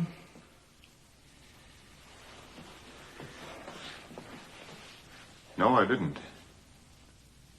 You didn't? No, sir. I thought... Well, I didn't get a chance to finish what I was going to say. I don't think that's the right approach at all. You surprise me. You're the sixth man I've asked about it, and the first that wasn't actually enthusiastic about it. Well, I could be 100% wrong, of course, but you asked me what I thought about it, and that's it. Why don't you think it's right? Well, for one thing, more than half of it is an argument that mental health is an important problem in this country, which will hardly be news to an audience of doctors. But the worst part of it to me is is a statement made over and over again that would only make me sore if I were one of those doctors, because it's so obviously untrue. Which statement is that? That you're a very simple, uninformed man who, in effect, doesn't really know what he's talking about. Because if they believe that, why should they ask you to be head of this campaign? But they'll know better. They're educated, intelligent men, and they'll know who and what you are. And that whole part of it will have a completely phony ring at the very moment when sincerity is the thing you're aiming at above everything else. It doesn't leave very much that you do like, then, does it? No, sir. How would you do it? Well, if I were you, I'd tackle these people on very practical grounds. I would tell them what I was equipped to do better than anybody else in this country.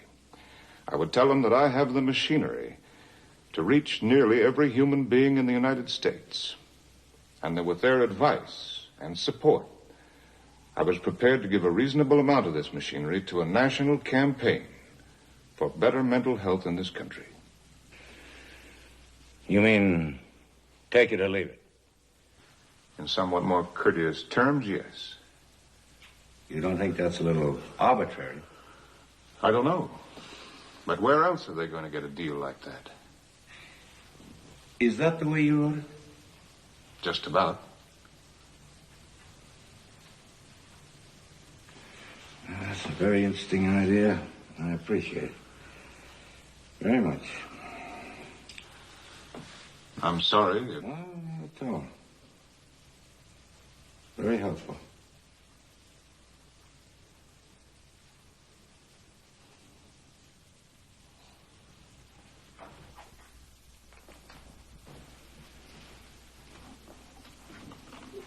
What are you doing? If that's all, I'll be getting on back to the office.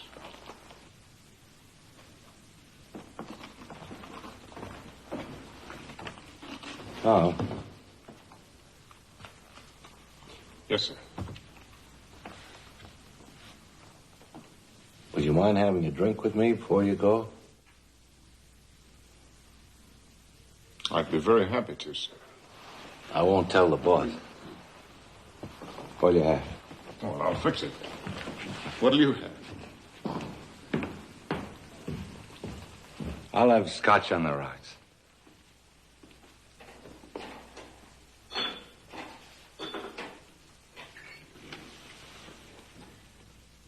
Where do you live, Tom? South Bay, Connecticut. That's where I live. I know. At least I have a house there. Though I don't get up there as often as I'd like. You have any children? Oh, yes, 3. 2 girls and a boy. Oh, that's wonderful. How old are they? 10, 7, and 6. I had a boy, too, you know. I know. Bobby. He was killed in the war. Yes, I've heard. One thing about him, though, he left me with nothing but good memories. Wonderful memories. For example, he could have got a commission. I could have arranged it. But he enlisted. You know why? He just decided that that was the right thing to do. That may not seem very important to some people, but it pleases me just to think about it. It's a very unusual decision. That's what I mean. He's a very unusual boy.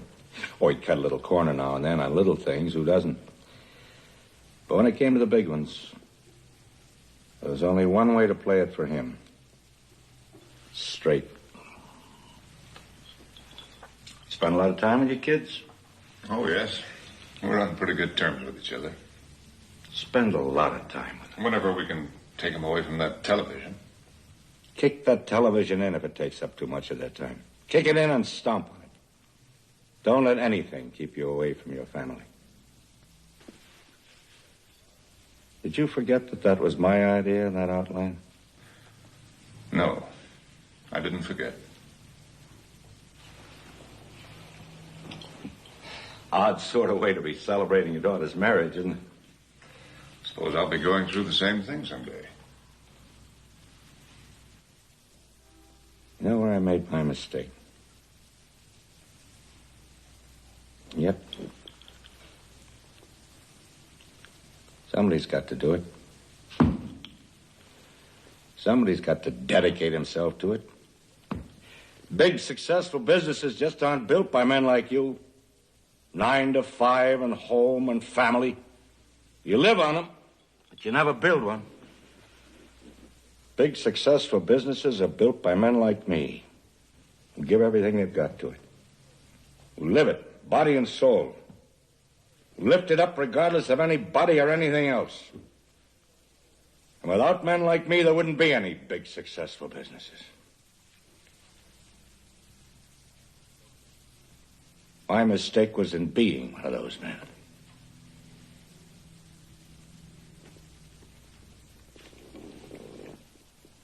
I'm terribly sorry, but would you mind if we took this up some other time?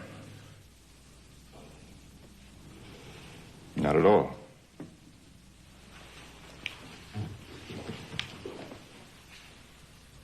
Aren't you feeling well? I'm all right. It's been another long day. I've got some other engagements this evening. I think I'd better lie down and get a little rest first.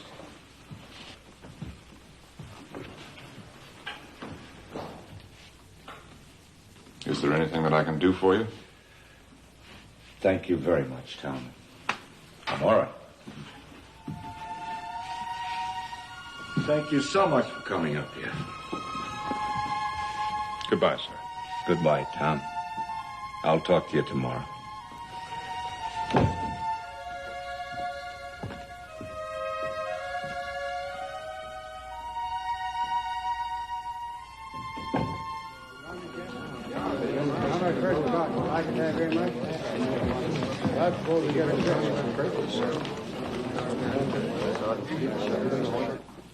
First stop, 36th floor.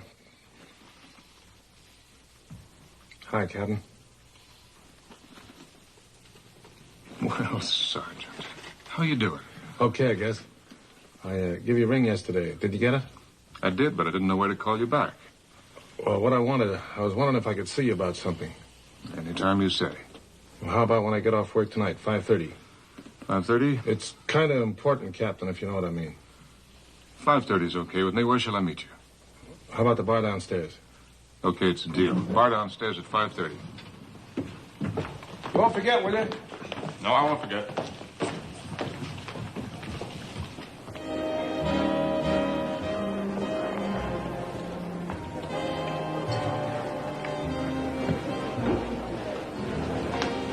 Hi, Captain. Oh, we're working for the same management again, huh? That's right. You know, I seen you the first day you come to work 2 or 3 weeks ago. Thought maybe you was trying to hi-hat me. Must have been that brush. When'd you get that? Oh, that's Gina's idea. Gina? You still hear from her?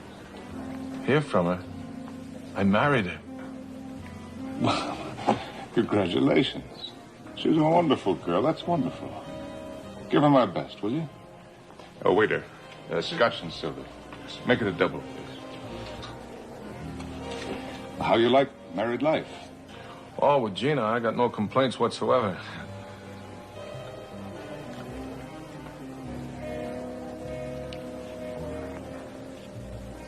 You ever hear anything from Maria?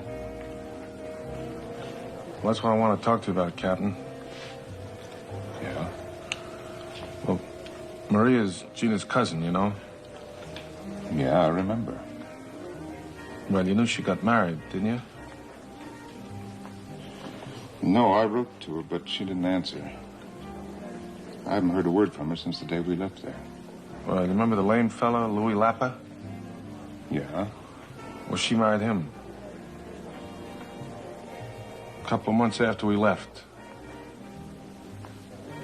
And then she had a little boy. A little while after that. I guess you didn't know that either. No. Well, you see, things are still pretty tough over there. You know, not easy like here, so we send Gina's old lady money all the time, you know.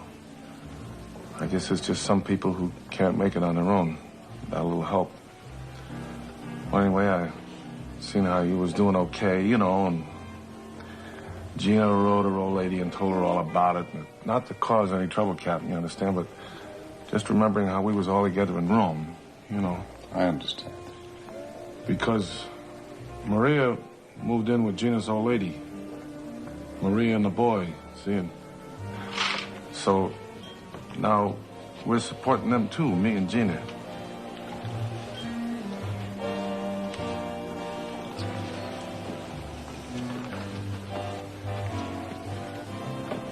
What about her husband? Oh, he got killed a couple of years ago in some kind of a riot.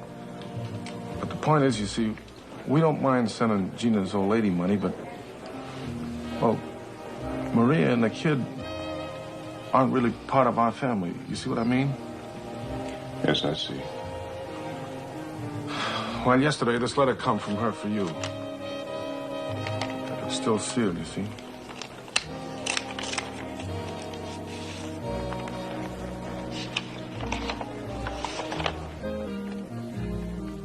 Dear Tom, I do not like this, but I don't know what else to do. For myself, I do not need help, but anything you could do for the boy would be from heaven. I'm ashamed to ask you, but we were never proud with each other, so perhaps you will understand. The boy needs help. He's a good boy. He studies well. I'm sending you this picture that Luigi took last year. Now, we are not trying to make trouble for you, and if you cannot do anything, do not worry. I leave this in the hands of God.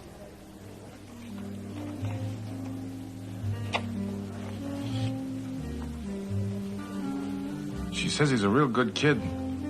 Boy makes a buck or two extra a week shining shoes after school.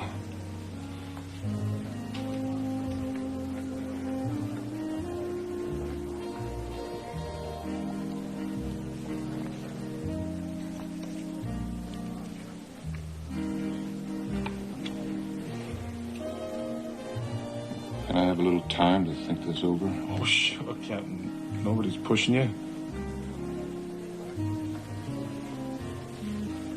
I'm going to do something about it. But right this minute,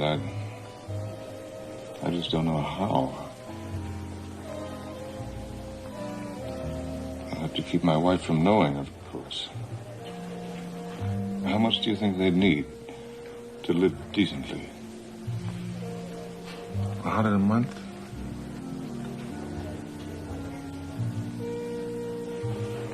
Well, I'll send them something right away. But I'll have to figure out what else I can do.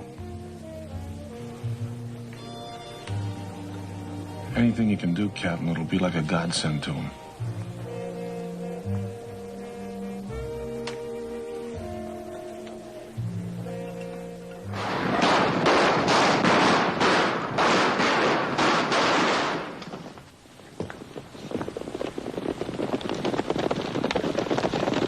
Children?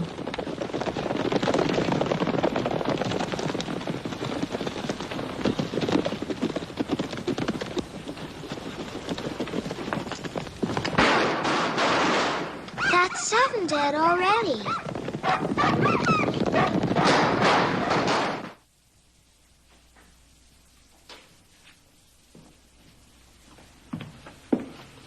Did you get your dinner?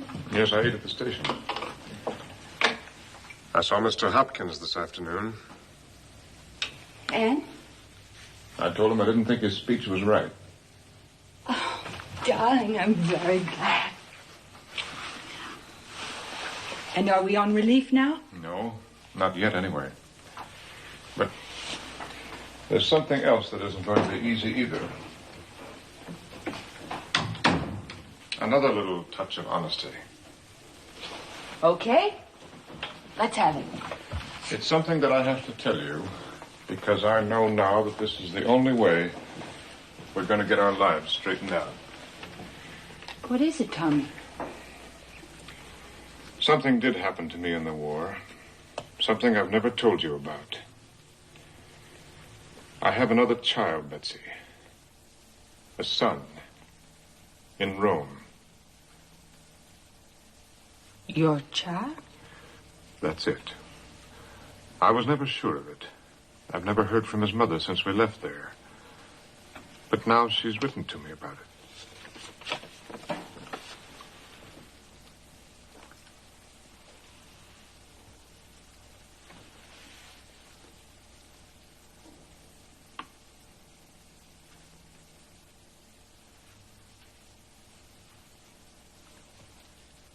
Where's the picture?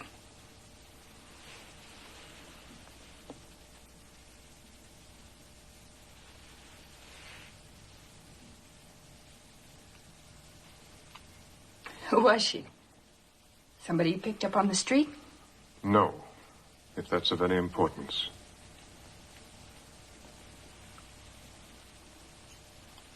Were you in love with her? I was then, the way things were. I'm not now, and I never have been since. It's simply the way things were at the time. And what do you want to do about this now? I want to do something to help the boy. I don't know yet just how I can do this, but that's what I want to do. But more than anything else, I want some kind of understanding from you. My blessings, you mean? I don't know how to make you realize the way things were then. Nobody knows who wasn't in the war. I killed 17 men I was actually looking right straight at them. Not enemies at a distance that I couldn't see, but persons. Persons like you see in the train, in the elevator. I cut a German boy's throat to get his coat. I killed my best friend with a grenade. It was an accident, but he was blown open down the front just the same. Was having a child worse than things like that? I don't know. Only the child has happened to me. And when I met this girl, I was sure that I'd never see you again. I was certain that I'd be killed in the next action. And I was scared. More than you can imagine. I can't tell you the terror and the hopelessness I felt. When was this? In 45. When in 45? What part? In June and part of July. That was it.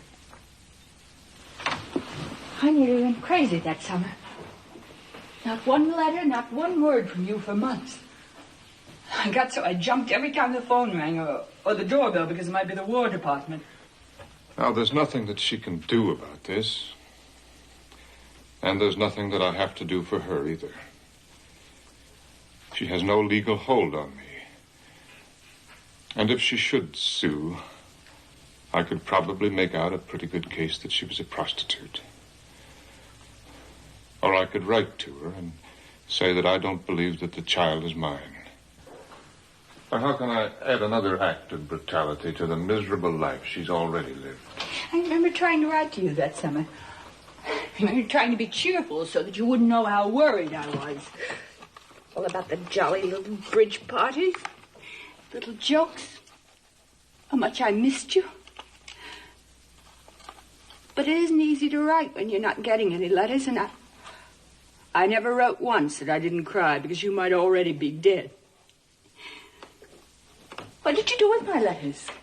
Read them to her and laugh? You know better than that. Was she prettier than I am? No. Did she have a better figure? Betsy, please. Did she love you more than I do? Were you happier when you loved her? Why do you torture yourself with questions like that? Because I want to know! Do you think of her now when you're kissing me? It was 10 years ago, I tell you. It lasted while it lasted, and then it was over. And to think that for 4 years I sat here and waited and believed that love meant faithfulness. That you loved me the way I loved you. That whatever it might be for others, it could never be anybody else but you or for me. You know, I believe that so deeply that I never even thought about it. Did you ever hear of such a fool? And always thinking about how wonderful it was going to be when it was all over and you were home again. But it hasn't been. And now I know why. But that's not true. It's not her I'm thinking of. It's the child. Can't you understand that? All the time getting worse and worse. Living without fun. Arguing without really caring. Making love without emotion. It wasn't that way with her, was it? Betsy, will you please stop? You weren't always worrying about money with her, were you? I've worried about money because I love my wife and my children, and I don't want them to be without it. If I've worried too much, it's because I love you too much. You told me to be honest, and I'm being honest.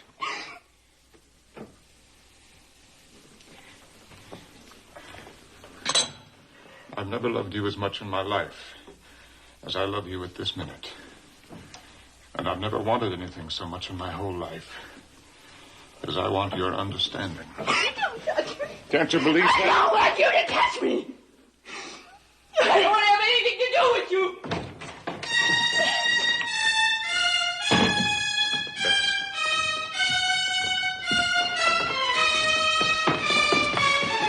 Betsy.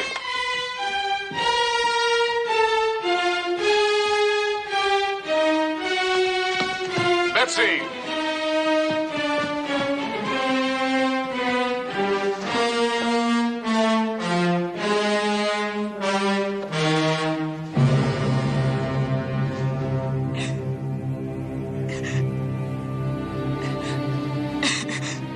Let me go, please.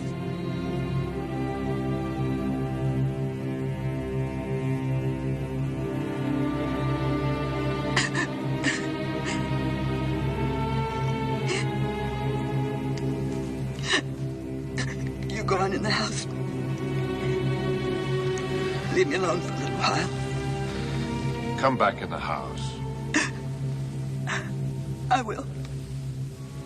But leave me alone now, please. If you'll come back in the house. Maybe you ought to go back to Italy and see her. And make up your mind then. I don't need to do that. I've made up my mind. I made it up the first minute I ever saw you. You go on in the house.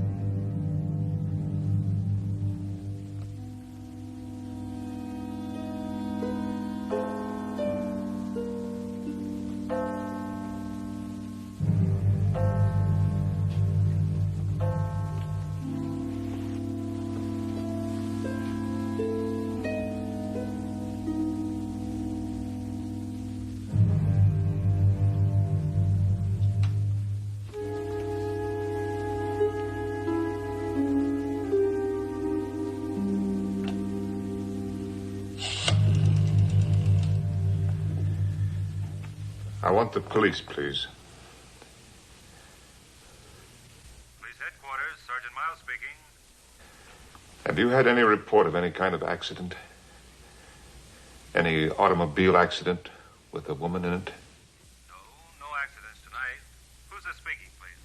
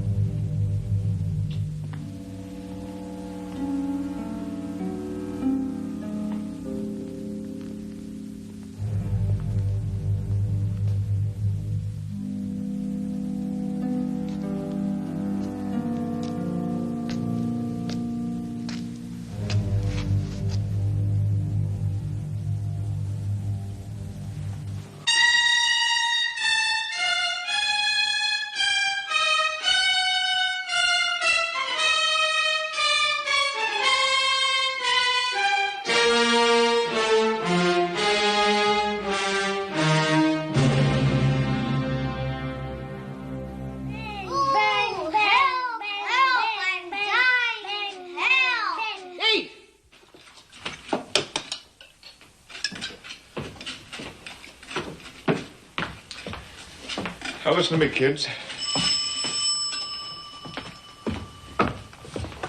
Hello? Mr. Raff? Yes? This is South Bay Police Headquarters. Sergeant Haggerty speaking. We have Mrs. Rath here. We picked her up walking on the Merritt Parkway. Is she all right?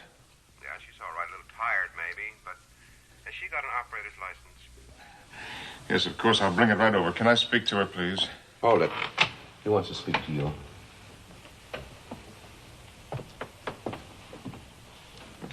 Hello? Are you all right, honey? Yes, I'm all right. I just ran out of gas. That's wonderful. Please don't laugh. I don't feel like it. I drove so long, I just don't feel like laughing. How are the children? Oh, they're all right. I've got Mrs. Manter here with them. Is there any charge against you? Just tell him to bring the license. No, there's no charge. But come quick, would you? I want to talk to you. I'll be there in 5 minutes, darling. What did I tell you? It happens in every family I ever worked for. Hey!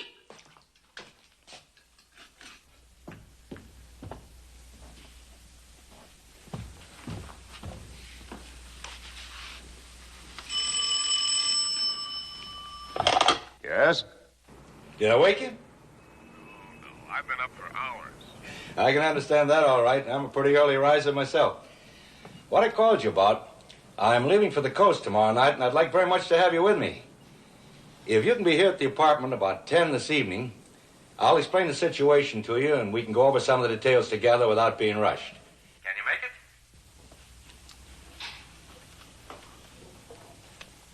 I'm afraid not, sir. Oh, you won't have to bother about a train. I'll send you home in my car. Oh, no, that's not it. It's just that, well, I have to be home with my family this evening. I wanted you to go and place a Bill Ogden. I understand. I'd like very much to have you with me, Tom. Well, I'd like it, too. It's a wonderful opportunity. Don't think I don't appreciate it. But, well, you remember those 9 to 5 fellows you were talking about? Yes? I'm afraid I'm one of them. I see. I'm sorry. No need to be sorry. No need for anything like that at all. We have to have both kinds, you know. One can't do anything without the other. And if I had my choice again, I have an idea that's what I'd be. 9 to 5, home, family. Well, that's my plan, anyway. I'm sure you're right, Tom. Disappointed, but I'm sure you're right. But anyway, will you drop in and see me when you come in? I'll do that, and thank you very much, sir. And bring along your version of the speech. We'll go over it together, and you can work on it while I'm away. Thank you, sir.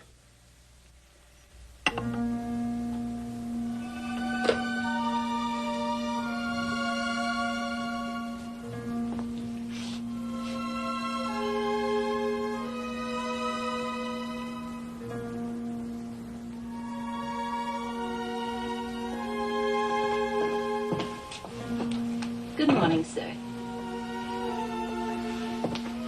Good morning.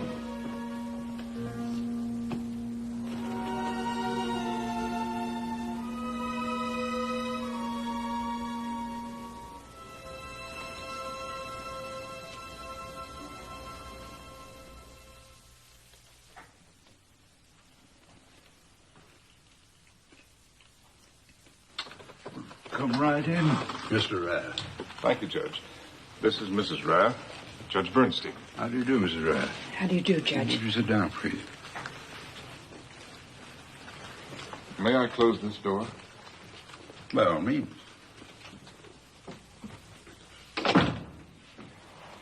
This is a rather personal matter. I'm hoping that you'll be able to help us with it. Well, I'll try to.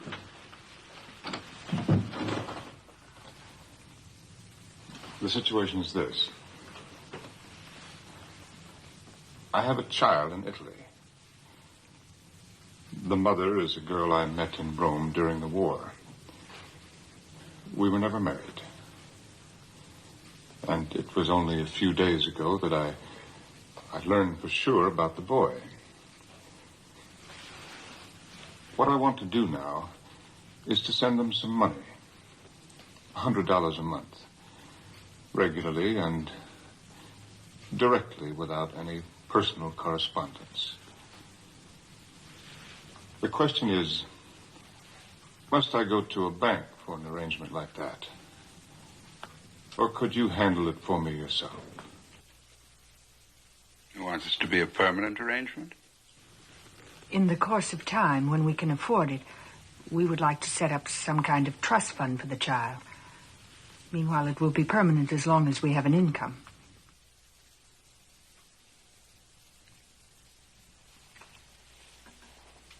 I'll be very happy indeed to handle such a matter myself. I was hoping that you could. I'll send you a check tonight for the first 3 months and the name and address.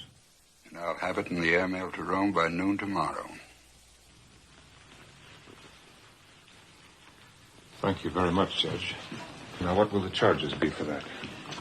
No charge. We appreciate that. Thanks just the same. This is very good of you, Judge. Not at all, Mrs. Rath. It's a privilege to have met you. Thank you, sir. Goodbye.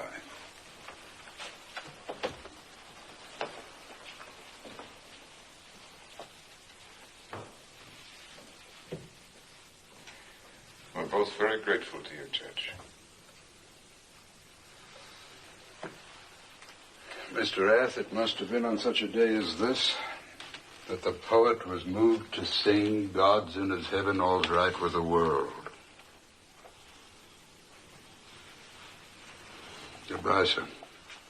Goodbye.